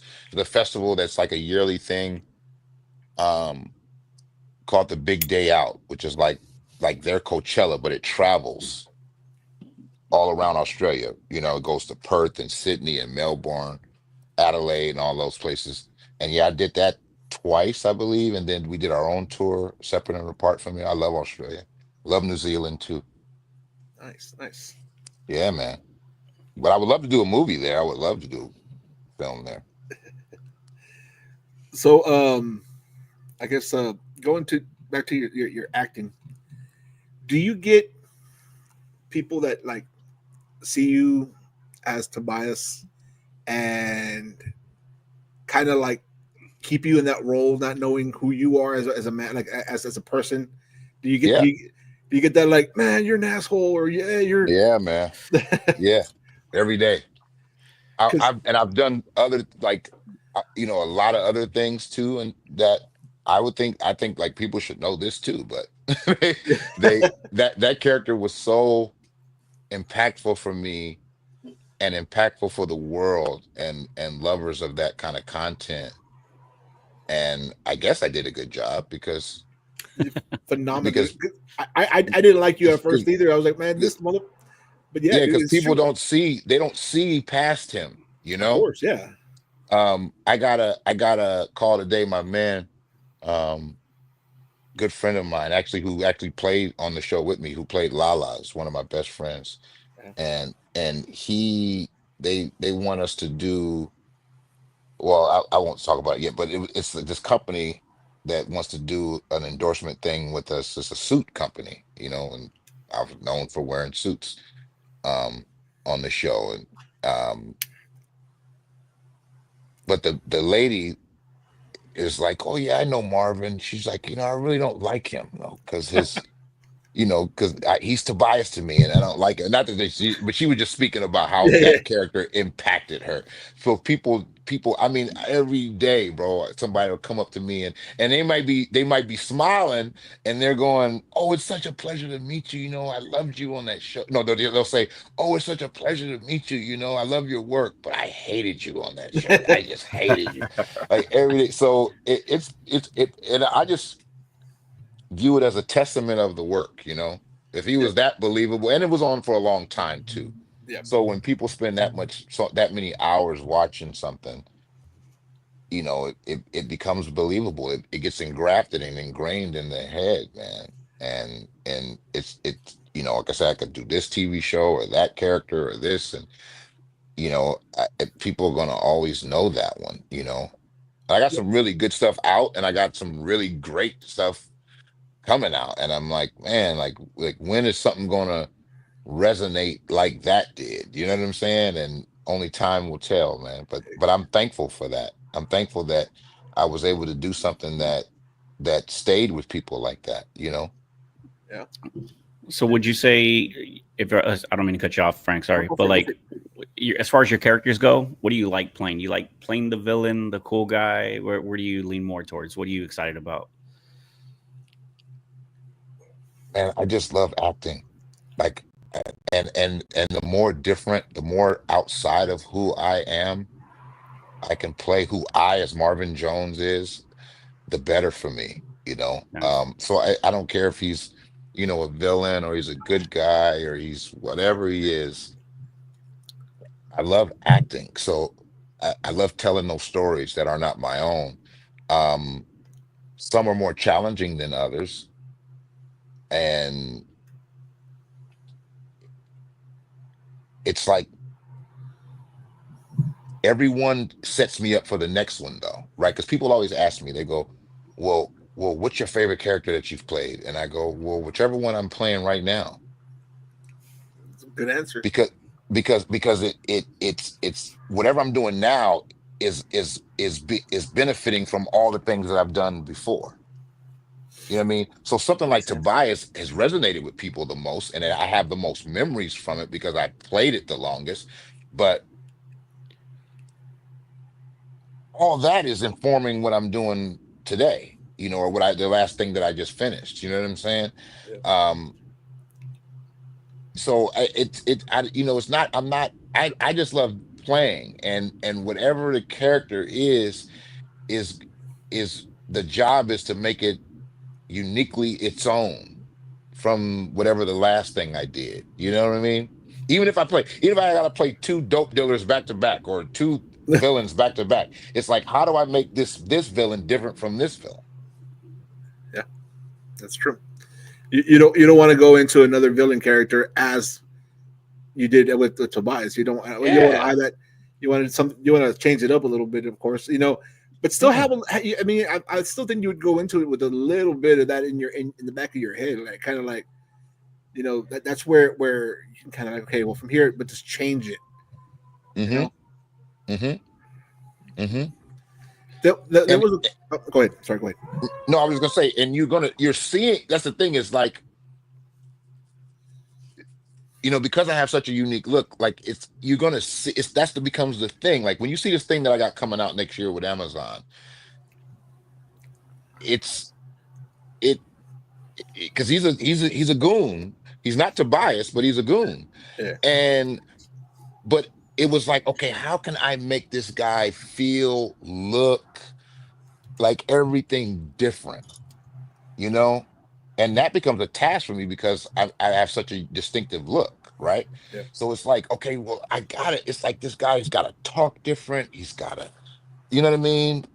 Let's put some glasses on him. Let's put a hat on him. Let's do some different. You see what I'm saying? And he's gonna walk different. He's gonna dress like everything to make him separate and apart from that guy. Yep. Yep. Exactly. So like I know with like Tobias, they that character, in fact that style, everything about that character was almost based on like your look, your personality, like hmm right. If I'm not mistaken, I think that's what I think I heard on one of your interviews that character was already made prior, and it does look like you, like it does. Yeah, Yeah. So it fit me. I was a skinnier version, but it fit me for that was sure. Would you ever cut your beard for a part or anything, or would that be a no? Man, that's a good question, bro. Let me tell you why, bro. Because I want to cut my beard so bad, and they won't let me, man.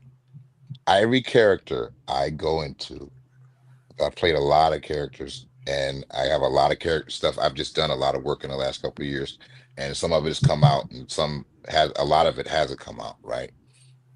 And even like when I did Halo, I don't know if you guys saw me on Halo, right? Mhm.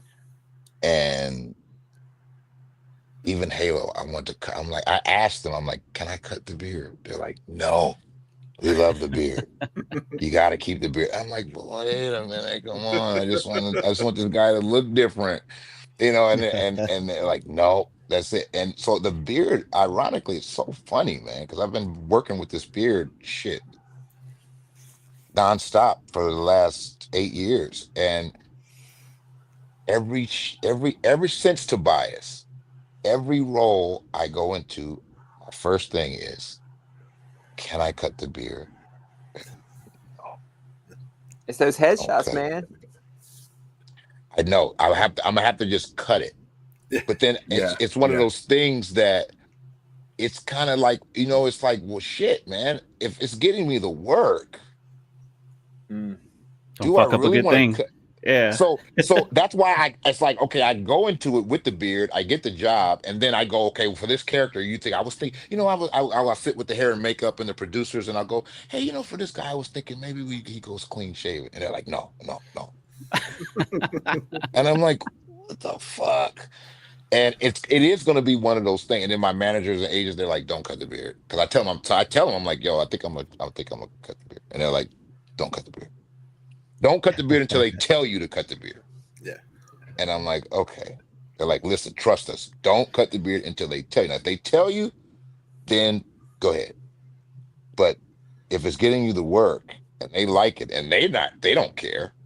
Or not that they don't care, but if they're seeing you in the character the way they want to see you, and he has the beard, fine. But then, like I say, lately, yeah, because the movie I did in Mexico City is, you'll see, it's like, godly. But this guy is so different from Tobias, and he looks so different as far as the way I'm dressed and everything, that you don't get it. But it's still the bald head and the beard.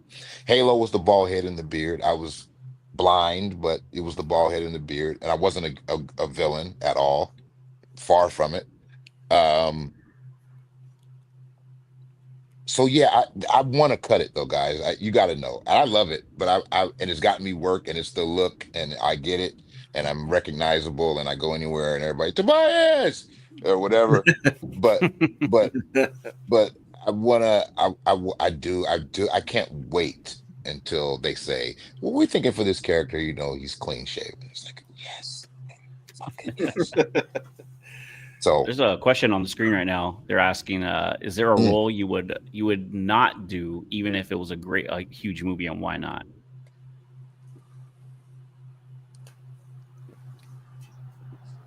Has that happened? Any It happened regret? one time. It happened one time. Yeah, it happened one time. I won't say the movie.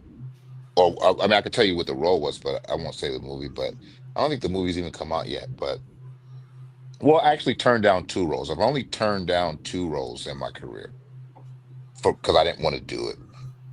One I just recently turned down just because and I won't tell you who and what and nothing, but I will say it just the character wasn't something that I wanted to play. He wasn't doing anything bad or negative or anything. It's the character and the production and everything involved. I was like, nah, I don't think I need to do that. Um, and then it was a role where I was having to be gruesomely violent and, for lack of a better word, like rape somebody. Oh shoot. And I didn't want to do that. And I needed the job too, but I couldn't do that. I couldn't see my kids can't grow up and go look at their daddy's work and want to see all the movies their daddy is in and see me do that. I wasn't with that. That's cool. It's not a good look on IMDb either, right? No, I mean, well, IMDb's, yeah, nah, but it just, yeah, it just wasn't, it was just something that just wouldn't have sat well with me afterwards. You know what I mean? Yeah. About So- that next question from Gabriel. Hold on. I think Matt's gotta take off. He's Matt in the morning, so he's gotta get some rest Mm-hmm. for Yeah. tomorrow. I got to get up at like 3:30, so I got to get out of here. But Marvin, I appreciate you coming on the show. Appreciate you Man, hanging thank out you, with us, brother. man. No, thank I you really for do. having me, brother. It's an honor, man. Anytime, bro. For sure. And I look forward to all your upcoming, all the stuff you got coming out. So appreciate it. Thank you, man. Everybody in the chat, appreciate you being here. Fellas, I'll Yeah. see you next time. Yes, sir. All right, Matt. I met later, brother. So Before we get into the question, we got Sal in the house saying Word. That's my saying brother, man. I love me some There's Sal Jenko, man. I love Sal, dude. The one time I met him, it was like a meeting a family member, bro. That dude is amazing. Man, that dude is what they call a great human being, man. Yes, sir. Beyond great. Mhm. So yeah, there was he's saying another trip to the HQ. Go hell ahead. No, Yes. yeah, definitely. So before we get to Gabriel's question, there was another question that I thought was a very interesting question, and I don't know if I'm reading it correctly, but Angela Thompson said, "The bearded cigar. What cigar are you?" I mean, I've never heard this question before, and I hope I'm maybe she'll word it correctly, but that is a good question. That is a great question. I'm like, damn, what cigar am I? I mean, I guess I'm the bearded cigar for sure. Yeah. But what cigar am I? So a bearded cigar can be a shaggy foot cigar, you know. Oh yeah, there you go. The one Frank was kinda. smoking. But if I'm hearing her question correctly and receiving it correctly, I am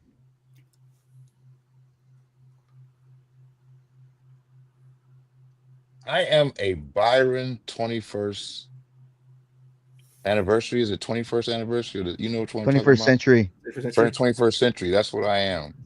Damn, Oh, dang. nice I'm a cigar. Byron. Damn, Nice. 21st century. Yeah. that is a The good question. elegantes Vitola, huh? Huh? The elegantes Vitola. Bruh, you gotta relax, bruh. That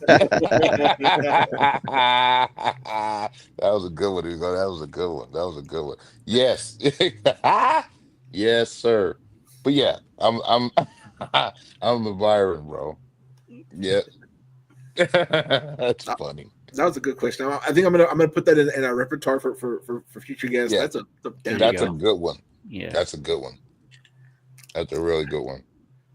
So do you want to switch over to Gabriel's question? It says, do you ever find yourself getting stuck in a role outside of acting? Stuck in your role outside of acting? It's happened a few times. It's happened a couple of times. I mean, Tobias, I played for so long, it took me a little while to shake that character. I've heard that where actors have to go like and take off for Yeah. a little while to kind of pull away. That's It would just decompress. Yeah, like Yeah. I've had to decompress from a couple of roles, man. I would say there's a movie I got coming out with Tobias first because I played that 5 years, guys. I was this guy for 5 years. Um, and you guys have seen it. Those that have seen it, that dude was a gnarly fucker, man. Yeah. I mean, the things I had to do, the things I had to say, just the persona of the guy. I really wore that shit, and I ain't gonna say I became him in my real life. I didn't. That didn't happen. But I had to. I was him a lot. I had to wear him a lot and develop this guy over time into just. It was like I was on. If I could equate it to basketball, I want to put up the most numbers on the court every night. You know what I'm saying? Yep. Every night I was on the court, so that was hard on my body. It was hard on my mind. It was hard on my emotions. Um, yeah. So it took me a while, man. When I say a while, guys, sheesh, man, almost a year to like fully shake him, where I didn't feel him, I didn't see him, I didn't know he wasn't there anymore. It took maybe a year, maybe a little more. Um, Dang. and even though it's like forever in people's minds, and every time I go out, people are constantly reminding me of him. I've shook him. Like I don't. He's gone. You know what I mean? He's gone. Um, but that took a while, and then I think when I played a blind guy on Halo, and I didn't do that long. I was only on Halo one season, but um, excuse me. I was living in that character for like 4 months, and I was so intense with that character. One, because he was blind, and there was other things about him that I had to delve into, and it took me a minute to shake that. And then there's a character that I played that's coming out in a movie that I got coming out with Kerry Washington next year, um, called Shadow Force, that I'm really excited about. This movie's been done for 2 years and it hasn't come out yet. It's coming out soon though, guys. It's incredible freaking film. And Can't wait. that dude was a gnarly mercenary, gun-toting fucker. And it took me a little minute to shake him too. Just not long, because I wasn't playing those characters for years. It was just months, but just to shake all of that off, it took a little while. Yeah. It's like they say with Heath Ledger. It took a while for him to shake off that Joker, and some people say that he didn't fully shake it off. But I mean, Mm-mm. we don't know. But I mean, again, it seems like as bad and as he was in that character, like I could imagine that took a while for like someone like that or you to shake off Tobias. I mean, because I know I've seen some of the episodes, and I mean, some of the stuff you say is Unreal. unreal. Yeah, yeah. For lack of a better word, yeah, unreal. And Yeah, it was unreal. but yeah, it just but it is a true like testament to your work. It was a good role, and you did great in it. Thank you, And man. huge fan of that work, bro. Thank Every you, time brother. I'm stuck in traffic, I'm Tobias.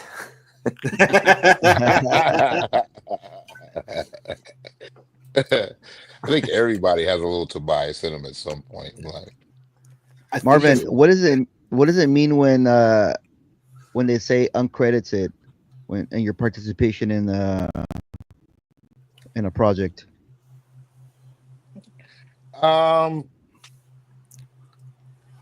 that's a good question. I don't know. I guess it would mean, um,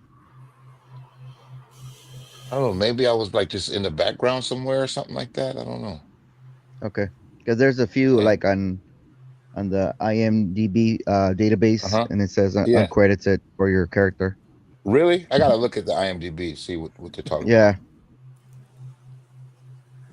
about. For example, Southpaw, it says boxing coach and then uncredited in parentheses. IMDb might be wrong on some of that. Okay. Yeah, they might be wrong. I need to go look at that, Hugo, like that, because they might be wrong on some of that, bro. All right. So, are y'all still smoking your cigars? Mine kind of just broke apart, exploded on me. Oh As you can wow. see. Oh man. Yeah, so I just finished mine. I gotta stop mine. I'm probably gonna switch over to a different cigar. I was already finishing up my second cigar. I got the Drew Estate Papa Fritas. Ooh, nice. Oh, I got one of those right now too. You know what? I got one in my case, man. That's a nice short smoke. Mm-hmm. Oh yeah, I do. It's Which a nice short one. which one is it? The T52 or the 9 or the H99? This one is. I gotta look at the label. I don't even know myself, honestly. I just this is my first one. I bought these a while back, and I decided to finally bring it out. It just says the size 155 by 44, 115 by 44. Excuse me. Okay. Yeah, it's an interesting cigar. Yeah, that the right at the first light up, I was like, wow. It packed a punch for a minute, but then it kind of smoothed out. So it's been Mm-hmm. nice. Mm-hmm.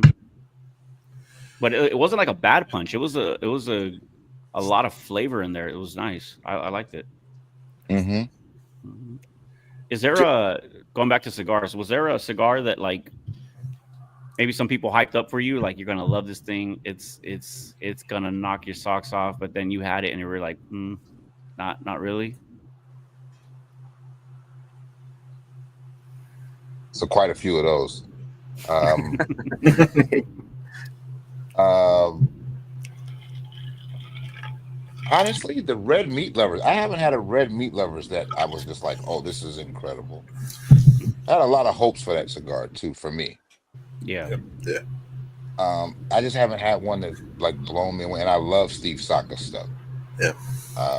I do. I love it. Um, but that one just I haven't found like I like the original Sober Mesa more than that one. Oh. Okay. I personally did. Um, but I love his stuff.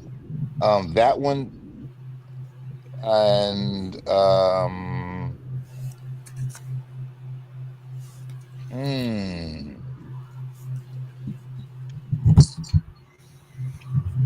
hmm, maybe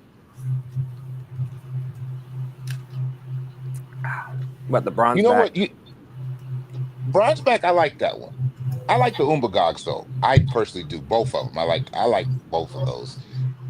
But it's all you know what people hype up to me that never really I'm starting to get into them more because I'm trying to find which ones I like, and that's the Tatawahe stuff. Mm, Okay. that's tough, Like bro. like like some people really love Tatawahe, and I haven't found a lot that I like. I but I will say shout out to my brother Matt, Cigar Hound Dog. He gave me the best tattoo I ever had. I actually ended up finding a couple of them that I have. The Tiff. Have you guys ever had that one? Mm-mm. That's a monster, right? The Monster Tiff, though. Yeah. It's like the more Connecticut one with like the beige, just yellow band with the red on. That thing's fire. Great freaking cigar. Um, so I've had like I know like some cats that are like just Tatuaje heads, man. Yeah. Um, and I haven't. I don't know. Something there. I just yeah. There, I don't. And also a lot of the I have to say a lot of the Opus stuff doesn't do it for me. Yeah. I'm in the same boat with that. Like I'll take an extra añejo Arturo over an Opus or a Don Carlos Shark or any Don Carlos almost over an Opus a lot of times. This is me. Yeah. I like the Casa Cuba. Oh yeah. I Great just cigar. got I got my first few Casa Cubas today. Actually, just got in the mail. Man, that cigar, I love that That cigar. that's a great cigar. I reviewed that one. That was amazing. Great, great freaking cigar. So the Opus to me are a little overrated, man. And I've had a couple that I was like, oh, okay, but it still didn't. Nah, nah. And I have some that Peter sent me that I haven't gotten to yet. Peter sent me some really good ones that I haven't, like some old ones and some ones that I haven't seen before that I haven't gotten to just yet because I want to review them. Um, but yeah, the Opus stuff, people always hype Opus up, and I haven't been blown away by like I gotta have them. Yeah, I had my first one like 3 weeks ago. It was the last thing I reviewed before my trip. Um, yeah, I think I built it up in my head a lot too, but I also had a bad pairing with it. I paired it with a Guinness, and man, it's such a linear and it was kind of subtle, and that it just wasn't a good pairing in the beginning. So I switched to the S Pellegrino, and it got a little bit better.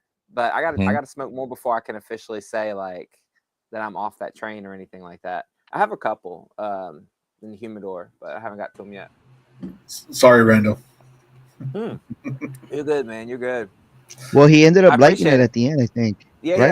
yeah. Yeah. I liked it more. It was this goes to like knowing what to pair and stuff too. And I was just like, I'm in the mood for a Guinness today, and I just threw the Right. Guinness out with it, and it just was. It's so much more subtle than I thought it was, and that metallic Guinness flavor was just killing Woo. the flavor. I was like, I'm not getting much from this, but then I switched to something a little bit better to pair it with, and I started liking it towards the end more. I used to love Guinness, bro. When I did drink Guinness and I is good. drank beer, Guinness was my jam, man. That was the shit. It's good. I love Guinness. Yeah, it's a great beer. It's great freaking beer.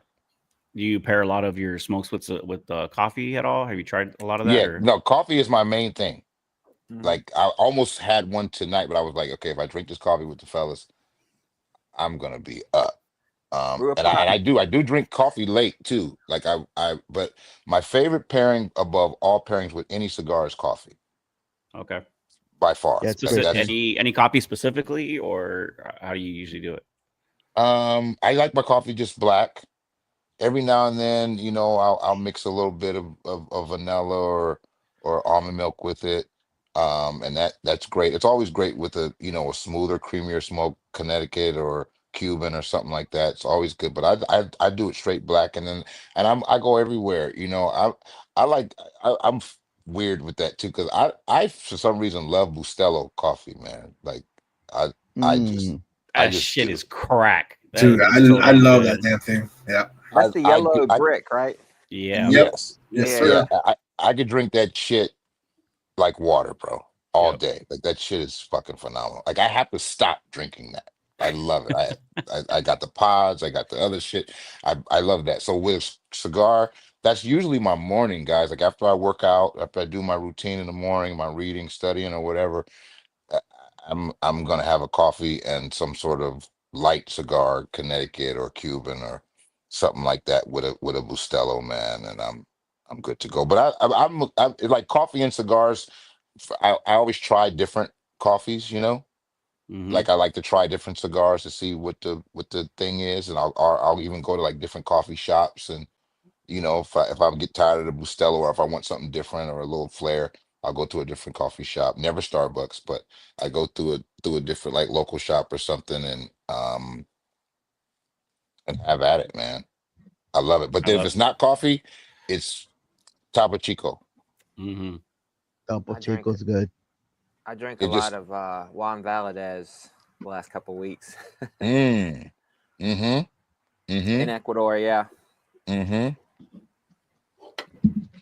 Love that coffee, brother. Yeah. Um, That's some good stuff. and then like a nice protein shake, like a smoothie, a fruit smoothie with chocolate in it or something like that,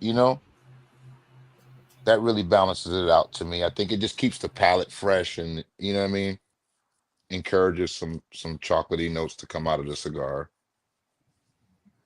But by chance, when you were in Mexico, did you ever try the Café de Olla? Have you ever Yes, had I that? did.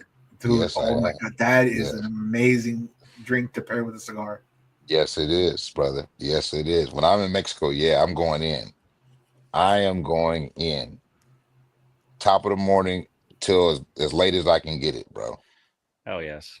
Yeah, I de love olla, I I love love when that, I bro. get to travel. You can try different coffees from different regions. For me, Mm-hmm. that's just like me and my wife will get up and like, all right, we're in Italy. We need to go somewhere and find out where the locals go. We're not doing the touristy shit. Like that's a for sure. Mm-hmm. Mm-hmm. So I love that. Dude, plus you get so much done with that mix of caffeine, nicotine, coffee with your cigar, man. You get that laser focus. I mean, you get some work done. When I'm working remote, Bro. that's all I do all day is drink coffee and smoke cigars. Yeah, yeah, me too, man. When I'm studying or preparing for a role, that's it. I mean, even when I'm not studying and preparing for a role, when I'm just trying to get the day started, like I always call it. I call the. I was telling my daughter this morning. I like I say, the gym, and then I'll read for a little bit, and then and a coffee and a cigar that lands me. I land the plane before I take off.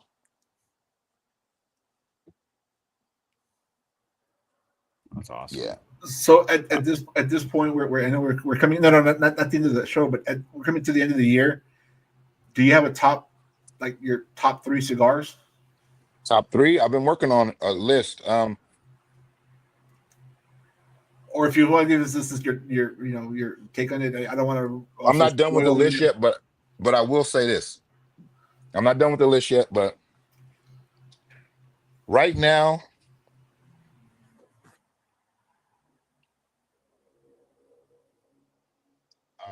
Byron 21st Century. I was going to question you if you didn't say that. Was like you just called yourself the Byron, so I don't if know. that wasn't on your That's list. that cigar is too fucking good. Like it's just too good. Um, ooh, man. The La Comena 10th anniversary. Hey, Wow. That cigar is a wow. Like he really. And I'm a big Warp guy. I know Kyle Gillis personally. nice. That guy, they did something with that one. They did something with that cigar. Like that cigar is I kept looking at it. I'm about to review one. I got one actually that Matt gave me, and then I bought one and I smoked it in Mexico. Did I smoke it? No, I smoked it in Portland. I was blown away by that damn cigar. To where I haven't even reviewed it yet because I want to have the time to really sit down and enjoy it and do a nice review on it. But I am. Before the year is up, I'm reviewing that cigar. Um, what else? I've had some really good cigars this year, but I'm thinking that blew me away. The Byron, the 10th anniversary, La Comena. Have you had any Um, Atabase? yeah, the Bruos is a great one. That's one of them. That's top 10 for sure. The Bruos, Rojos, yeah, Connecticut. yeah, yeah, that cigar is phenomenal too. That's Were you able definitely to have the black? I had the black. I had the black the day that we were together, You had that day? but not till later. You remember I jumped on uh You had the a phone infamous call, smoke right? show that I know I jumped on the infamous smoke show later Oh, that night after we left. Jumped on the infamous and I yeah, and I had it on the infamous after we had smoked like four incredible cigars. So my palate wasn't as fresh as I would like it to be. I have another one too. That's another one that I want to review before the year is up. Because I have one too, that I haven't smoked yet that I want to review that I've been saving. And but I did enjoy it. Even after four cigars, it was phenomenal. Or three cigars. I think I had the Brewhost that day. We had the White Churchill, and I had another one. I think maybe before I came, and then I went on Infamous and smoked the Atabey Black. Because right. I believe Sal was so gracious to give me one that night, Awesome. and I smoked one. Um, Godly. Um,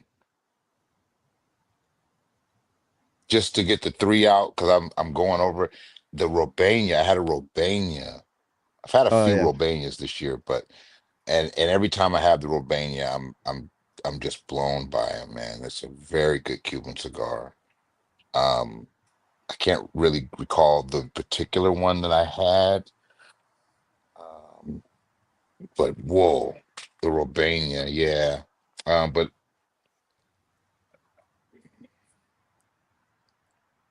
I mean, everybody knows Terry Blanche is one of my favorite cigars this year Terre for Blanche sure. is awesome. That Um, and the Martinique. And the Martinique, that's yeah, you said it before I could, bro. Those two cigars to me this year are like, so that's two more. So that's my top five, guys. right now. I gotta get the rest of the list together, but top five is definitely the Byron, the Martinique, the um the Robania, the La Comena, and the Terry Blanche. The Martinique is too good, bro. Yeah, it's amazing cigar. It is I still an gotta, Were you, I still gotta amazing, try that one. bro. Top of the morning. That I don't care what kind of day you think you're gonna have. You're gonna have a good day if you smoke that first thing in the morning, bro. Okay. yes, All right. sir. I gotta get it then. I gotta get that one then. All right. Oh my gosh. Now, did you reviewed the Corona Gorda on your channel, right? Have you had the Mm-hmm. Lancero? Mm-mm. Mm, mm-hmm. Okay. Mm-hmm. Mm, mm-mm. I did not have it. The last time we got together with Sal, all of the fellas, Keith gave me uh uh uh um Terry Blanche Lancero. Okay. Oh, that thing was phenomenal. Oh, and I hadn't had that. So I have not had the Martinique Lancero. I have Okay. not. Is it a I good one? It's good though. I know it's good. Well, I'm biased because I fucking love Lanceros, but Hmm. I mean, and I just got the Corona Gorda. I haven't smoked it yet, but I Hmm. smoked three Lancero Martiniques, and they were all amazing.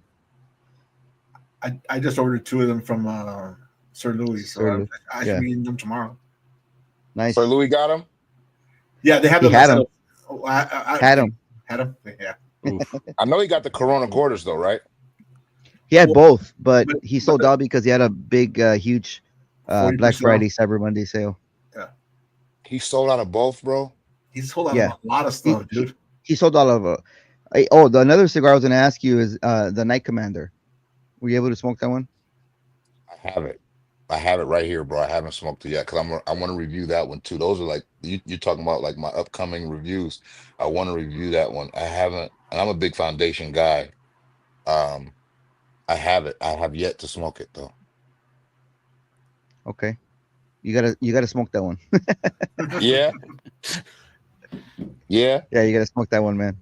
Okay, okay. No, I'm about to review it, bro, because you said so. I'm on it. I'm on it. I'm on it because I've yet to. I have it. I've been sleeping. That's a good lead I'm mad that into Sir what we have Louis coming up. freaking got me. Yeah, Yeah. Sir Louis had that 40% off, and that, by the time I decided to like look into it, man, it was almost gone, and then I think he had just put in the Lancero, so I was only able to pick up two. I slept, bro. Golly, I'm I'm gonna hurt by that. I'm gonna invite you to our Discord server because we post a lot of deals on there. Yeah. Yeah, I know you're busy, so you probably won't partake in the chat, whatever. But the deals, we post a lot of deals that come up, and you can catch a lot of those sales on there. So you can stay I up with the slept. game. Oh my God. I'm mad because I just knew because I knew he had. I bought some from him before, and I think I might have one or two left from when I bought some. And because I was smoking those things, bro. It just was one of those. It kept calling me, man, like Pookie, bro. Yeah, That thing, bro. I kept like I was like, I'm gonna save these. I'm gonna save these. But then I'd wake up and I'd be like, okay, we want to smoke that. And it's like, oh, you gotta smoke this cigar. It's too, it's one of those ones. I know that this is gonna be a great experience. Um, yo, I slept hard because that's one of my favorite cigars by far, the Martinique, bro. Thing is, thing is unreal, bro. Freaking yeah, it's a unreal. great cigar. Okay, have y'all had the what cigar I just got that I like is the Redemption by El Tite de Bronze. Have you guys had that? I haven't had it yet. I No. haven't either. Yes. Not a Which fan. what size did you have? It's a smaller one. It's not like the big one. It's the So the Robusto. There's a Robusto. Yeah. Robusto and there's like Toro maybe or Robusto Extra, but I had the Robusto, Hmm. which Texas gave me actually. Yeah, I you know what? It's not for everybody. It's a Hmm. more in my experience, it was a more bolder cigar. But it had Hmm. some decent nuances to keep me entertained throughout the cigar. So Um, Yeah, it did. That's what I'm saying. It was a little bolder than I thought it would be, yeah. but it was interesting. Hmm. Like I was like, yo, I like this, man. I tripped that I liked it like that, that I did. I actually dug it. Yeah. Yeah. No, it was pretty good. A lot of people, you know that a lot of people didn't like that cigar this year, right? I didn't know that. No. Yeah. They called it the turd de bronze or something like that. Really? Yeah. Oh, wow. Oh, you see, okay. Yeah, I dug it, man. I don't know why. I dug it. Well, that's what's I cool, right, about the industry. It's like you like what you like, right? mm-hmm. Mm-hmm. And if I could be honest, I didn't like the Terre Blanche. Yeah. Mm. Yeah, That's interesting. it's weird. I for some reason it just maybe I do want to pick up a Lancero version of it, but I had Mm-hmm. the I think it was the Robusto. Mm-hmm. I just for some reason did not like that one. And No, you had the toro, the gordo, because they only make the gordo and the oh, so that's what lancero. I had. So that's what I had. The Gordo, yeah.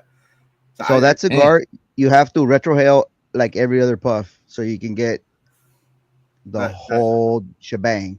If you just, puff here and there, do yeah. it, yeah, it doesn't Right. work because it's very Right. nuanced, very nuanced. Well, I'll So definitely good, man. I'll pick up the Lancero and I'll give it a second shot. Yeah, I like that one. I like that one. You know, one of my top 10 cigars this year too, because you say you were smoking Definition earlier, is the Prolific. Prolific was freaking amazing. I love that one. Dude, that cigar, Really good I could one. smoke that cigar every day. Yeah, that was a That's a damn. cigar. That and the Martinique, I could probably start my day every. If you were like, okay, you can only smoke this cigar and this one every day, I would smoke that cigar every Yeah. freaking day. And So freaking good. their Connecticut Noir was freaking phenomenal too. Mm-hmm. Yep. And the Cameroon. Jeez. I haven't had that one yet. Whoa. Whoa. That's another one. Definition to me is one of the most slept on brands nationally. Yeah, Like they are doing incredible work over there. yeah, he's good. It's Texas baby, Mm-hmm. Mm-hmm. Exactly. Mm-hmm. Nice, but man. what do you say? Don Padron is one of my favorites too. The Lampert. Yeah, Lampert makes some Yeah. bangers like the Ocean Yeah. Breeze this year. Ocean Breeze, a phenomenal one. I got to get more of those. That's a great freaking cigar. I was gonna make that my second cigar, but I think I'm just gonna just chill for now. The Ocean Breeze. Smoke that on the clean palate. Yeah, I think so. Yeah. Yeah. Yeah. That one early in the morning, bro, some coffee, bro. Yeah, Sheesh. So good. I'll do that. So good, man. I did have the Lampert the Sir Louis exclusives. Like I think it was the Von Blucci. That Hmm. one was one of my favorites. It was such a good cigar. I didn't have that one yet. Yeah, if you ever see, yeah, I don't know if he still has those, but yeah, it's I guess it's his exclusive shop exclusive. Okay. It's a good cigar. It's one of my favorite Lamperts. Okay. I'm in there. I'm looking for that one because I'm a Lampert guy. I love they got so many good ones, man. Yeah. Like they really, really do, man. I got a few that I haven't gotten to yet, too. Quite a few, actually, that I haven't gotten to yet. That I gotta get to them. How big's your collection as far as like you have multiple humidors? Do you have Hmm. because I know you travel a lot, so um, you know. Um, I have amassed quite a collection now over the last few years. I mean, like I say, my access, I'm afforded that. This community has been, like I say, overwhelmingly generous to me. And then I spend way too much money. Um, so I got a few humidors, like refrigerator, like not the big ones, but like the 48 48 liter. 32, 23 or The there's a God, 20. you guys are killing me on the There's leader. I don't He's talking to some cigarners right here, man. yeah, no, I don't know the leader, but the 300 count that's a 48. 48. 48 liter. Yeah, That's a big one. I got like 3 of those. Oh, shit. Oh wow, that's pretty good. That's it. I think it's time to upgrade to that rushing. What is it? The big giant cabinet. Yeah, no, I can't get. I don't want to spend $2,000 for that thing. But I got a few of Yanmar. the what are they called? What is this thing called? The Tupper doors. no, I'm trying to think the brand of this these freaking things. Need one. Need one. King Char. Need one. Those are the ones I got. The need one joints, exactly. So I Good. got about 3 of those, and I got a little 150 count one. That's the 23 liter. Yeah, like 150. I got one of those. So that's like 4 like refrigerator joints. And then I got I don't know, just a regular like desktop thing that's like this big. Yeah. And then I got a bunch of like the gun cases, they look yeah. like gun cases. Oh, the travel humors.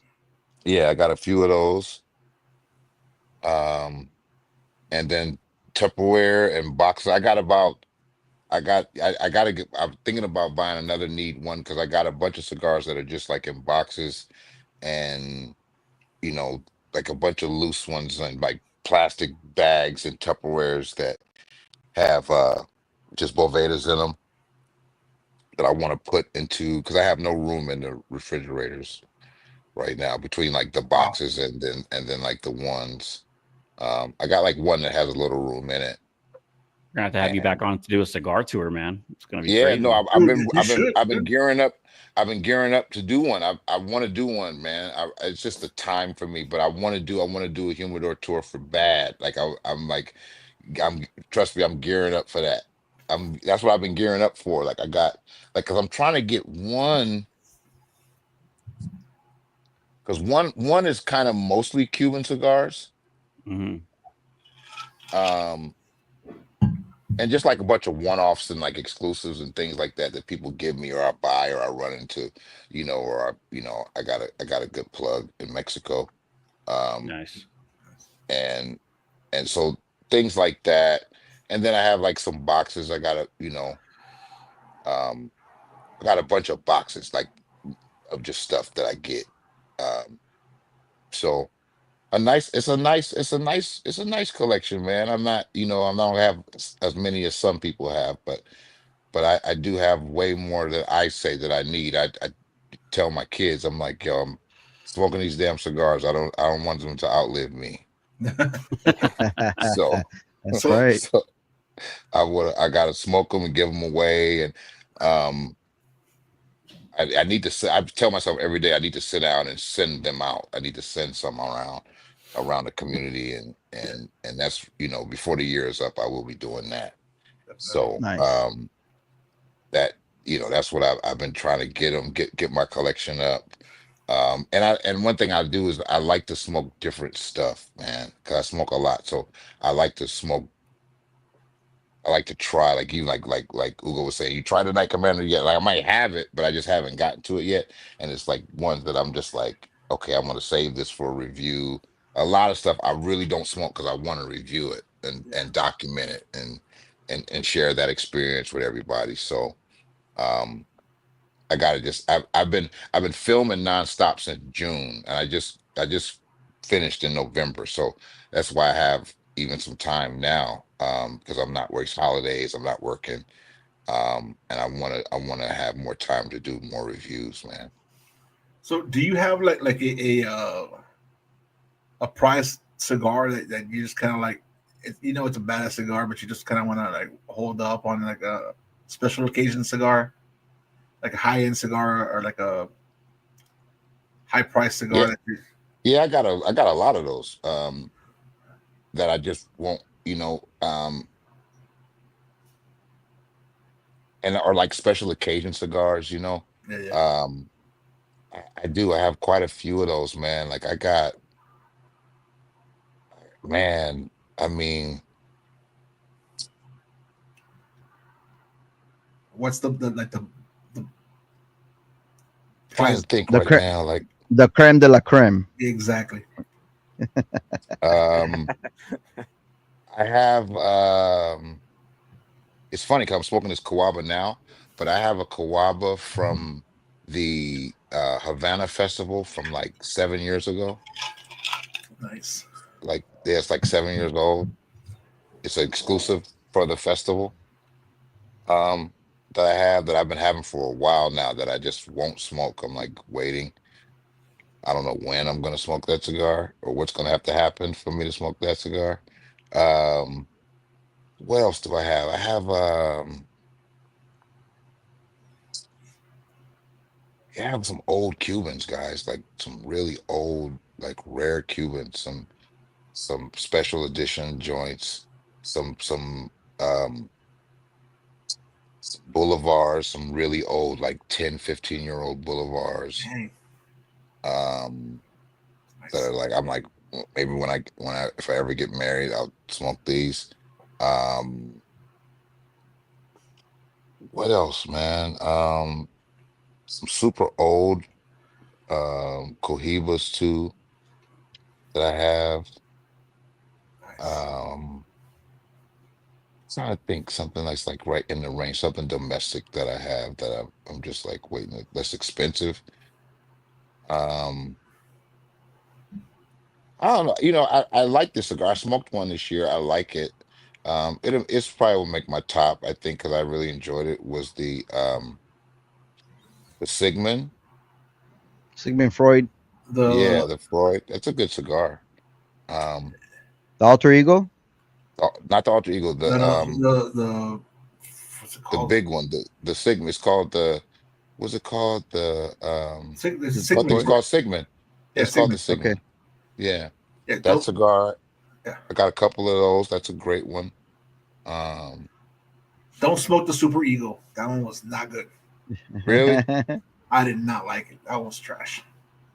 What about the Agape? I've never had that. I've never had that one. The Agape? I haven't had it. I have one, but I haven't smoked it. Um, hmm, what else do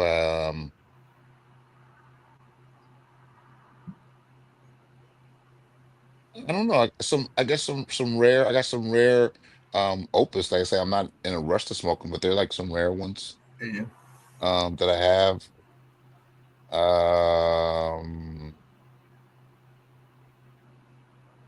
Did you pick up the Opus X Society? It was Hmm. just released. no, I didn't get that one. I didn't get that one. I want to get. I guess I got to get my hands on that one. Yeah. Um, the the I have a Andalusian Bull, the limited one. The NFT, the This gold foil. gold, yeah, the gold foil joint. That was that was a pricier cigar. Yeah, yeah, I got one of those. I don't see myself smoking that. I don't know when I'll smoke. Maybe on my 60th birthday or something like that. I'll smoke that. I don't know.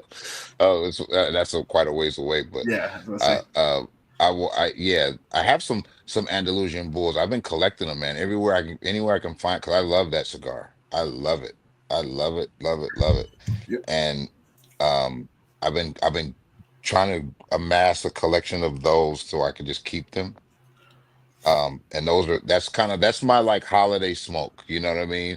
Thanksgiving, Christmas, Father's Day, something about that cigar. And it's funny because I smoke that cigar quite as big as it is. Tend to smoke it fast. Yeah, I did Wow. too. Yeah, You I think know. like, oh, I'm gonna be smoking this shit for hours? No, Really? yeah, How long did it no, take you man. to smoke that cigar? But I just smoked one on Thanksgiving, bro. No, that shit took me. I smoked it quite fast, bro. Like an hour and 20 minutes, I think.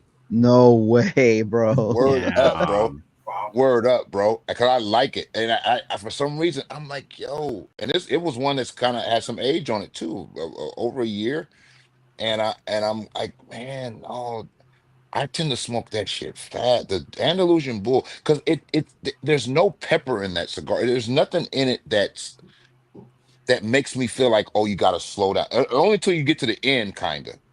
Yeah. Then I'm like, okay, relax. But man, the first couple thirds of that cigar, bro, that cigar is damn good. Yeah, I love that cigar. That Were you able to smoke the Plasencia ethanol? which one? Which one is it? Oh Plasencia no. ethanol. Mm-mm. Oh, dude, you haven't lived yet, man. That's a good cigar. Really? I that one was Phenomenal cigar. phenomenal. Really? Yeah. Really? Where could I get my hands on that joint? We can talk to a couple people. I got a box. I got lucky. Oh my, it's that good. He said, I've got a Yeah. box of them. It's that good? Really? I haven't even had it yet. Okay. Okay. Okay. Hmm. I just reviewed the Year of the Ox. I thought that was phenomenal. A lot of people like that one. I liked it. Yeah, I dug that one. I need to get my hands on another one of those. Peter sent me that one I had. That one. Jeez Louise. That one was a good, that's one of my, it's in my top this year. That cigar was right on the money. Right on the money. Yeah. We'll think talk to Peter about getting an ethanol tea too, man, because I know that guy's. As soon as they come up, he snatches them up, man. Hmm. You guys had the snake yet? Not no, yet. no. Yeah. Mm-mm. I wasn't mad at the snake. Yeah. I wasn't mad at it. Was it Nope. better? Was it better than the dragon? Dragon. I enjoyed it a little better. I don't know. Maybe I just was in the mood for that because it's a little punchy. It's a little more punchier than the dragon to me, for me. And yeah, I enjoyed it. I actually enjoyed it. I did. Okay. I do. I don't do it every puff. I do retro, Mike. The slower you smoke, the more flavor you get. Yeah, but if you're enjoying it, sometimes you just don't want to put it down, man. You like I've done that before too, where I'm just like I have it in my hand and I just don't want to like I don't want to put it down. I just keep Yeah. And I agree. The slower you smoke, the more flavor you get for sure. But sometimes, like with the in the case of that bull, it's just right there for me. Like I'm just every pull, I'm getting this thing is happening with it. And it's I think it's the way that cigar is shaped, man. It's just an interesting journey, you know? get it. Yeah, I like that. I have to tell myself, wait to smoke that cigar. Like holiday only. And I don't have a lot of them, but I'm like holidays only. Do you prep your cigars before you smoke them, like dry box them, or you just pull them out the humidor and let's go? I say both, 50-50. That like Okay. I get in these modes, right, where I'll know like I'm like, okay, I want to smoke these this week, so I'll put them out and dry box them. And then some days I'm just like go in there, know what you want. And then some days I'm sitting this because this is what I don't like doing. Like some days I'm going because I got quite a few of these fridges, and I'm sitting there for 30 minutes looking through cigars, just looking at them and going through them and like, okay, let me organize these damn things and figure out which ones is which and where'd this one come from and where did I get the okay, boom. So that sometimes gets annoying to me because I'll spend more time doing that. I look up an hour and a half has gone by and I'm just sitting there looking for a cigar to smoke and can't decide. I'm like, damn, which one? So then I try to smoke something that I haven't smoked before. You know what I mean? I'm looking for that. Okay, well, what's the experience? And then I might be in the mood for something lighter, but I'm keep running into more heavier stuff. Um, So 50-50. But then, and then, like I say, but then my point though is when I'm going through that process, right? I'm like, oh, maybe I'll smoke this one tomorrow, or maybe I'll smoke this one Friday, or maybe. So I'll pull it out and I'll just have them all in like a box and dry boxing them until I want to, get to them. You know what I That mean? But forces then, you so to smoke them, Mhm. having like a yes, lineup like that. Yeah. Yeah. yes, sir, it does. I was really good with that before I start shooting a lot this year. Like I was Yeah. really good with that. I was doing it every week on it. Like on a Sunday, I would put them all in a box, and then throughout the week be pulling from just that box and wouldn't be going into the humidor. But then when I travel,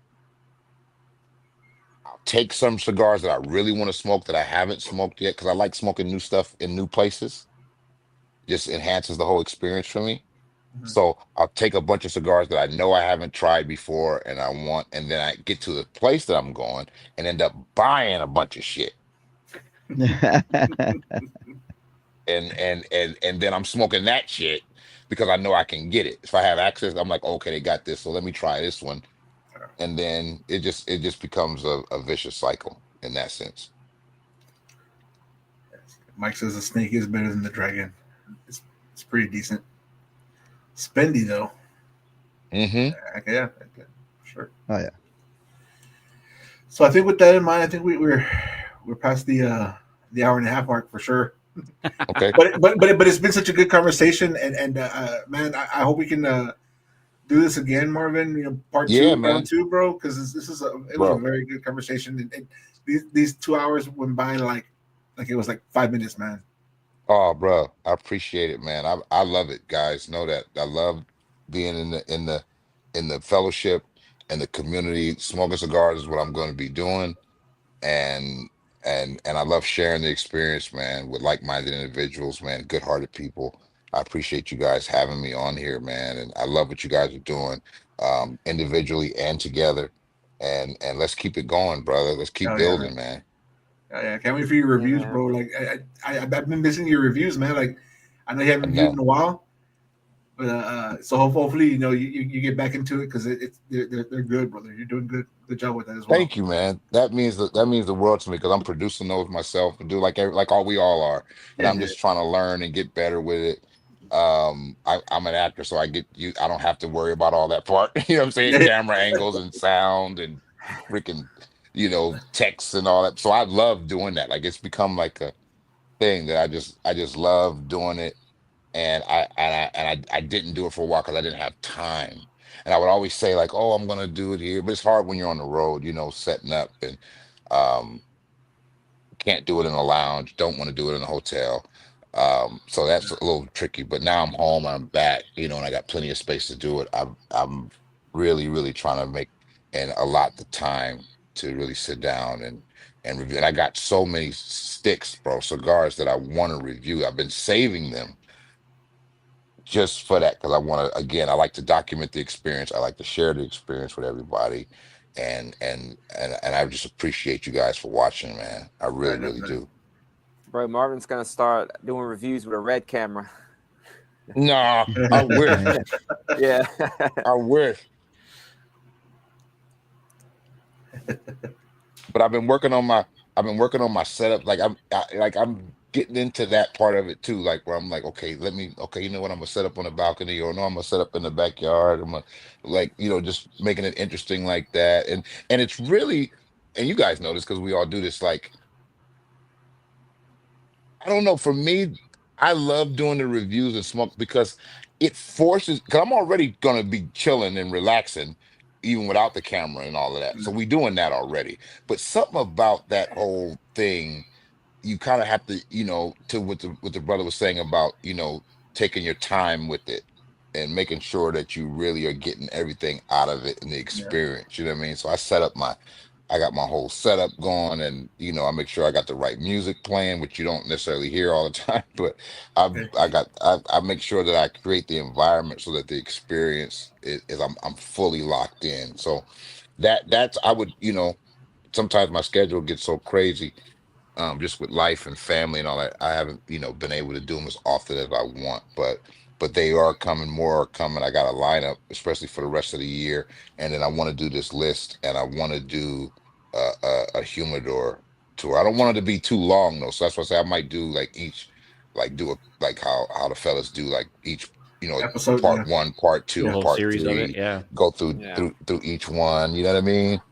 And break it down, bro. Definitely, man.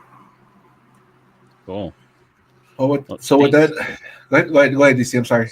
No. I was just gonna thank him, man. It's been great. I mean, honestly, this is I think our longest episode, and then I mean, not a dull moment. The people were active in the chat. Sorry for some of those we couldn't ask the questions that we want to, but when we're having a good time. I'm sorry, guys. We're having a great time. That's it. That just means we have to bring Marvin back again. Mm-hmm. Yeah. Anytime, guys. As long as the schedule permits, I'm here, bro. For sure. We'll keep in touch, brother, for sure. Yeah, man, we really appreciate you coming on. Thank you, brother. Yeah, man. All right. guys. All right, guys. Well, with that, we're gonna wrap it up. Thank you for everybody that joined, and stay smoky. Stay Smokey. smoking. That's it. All right,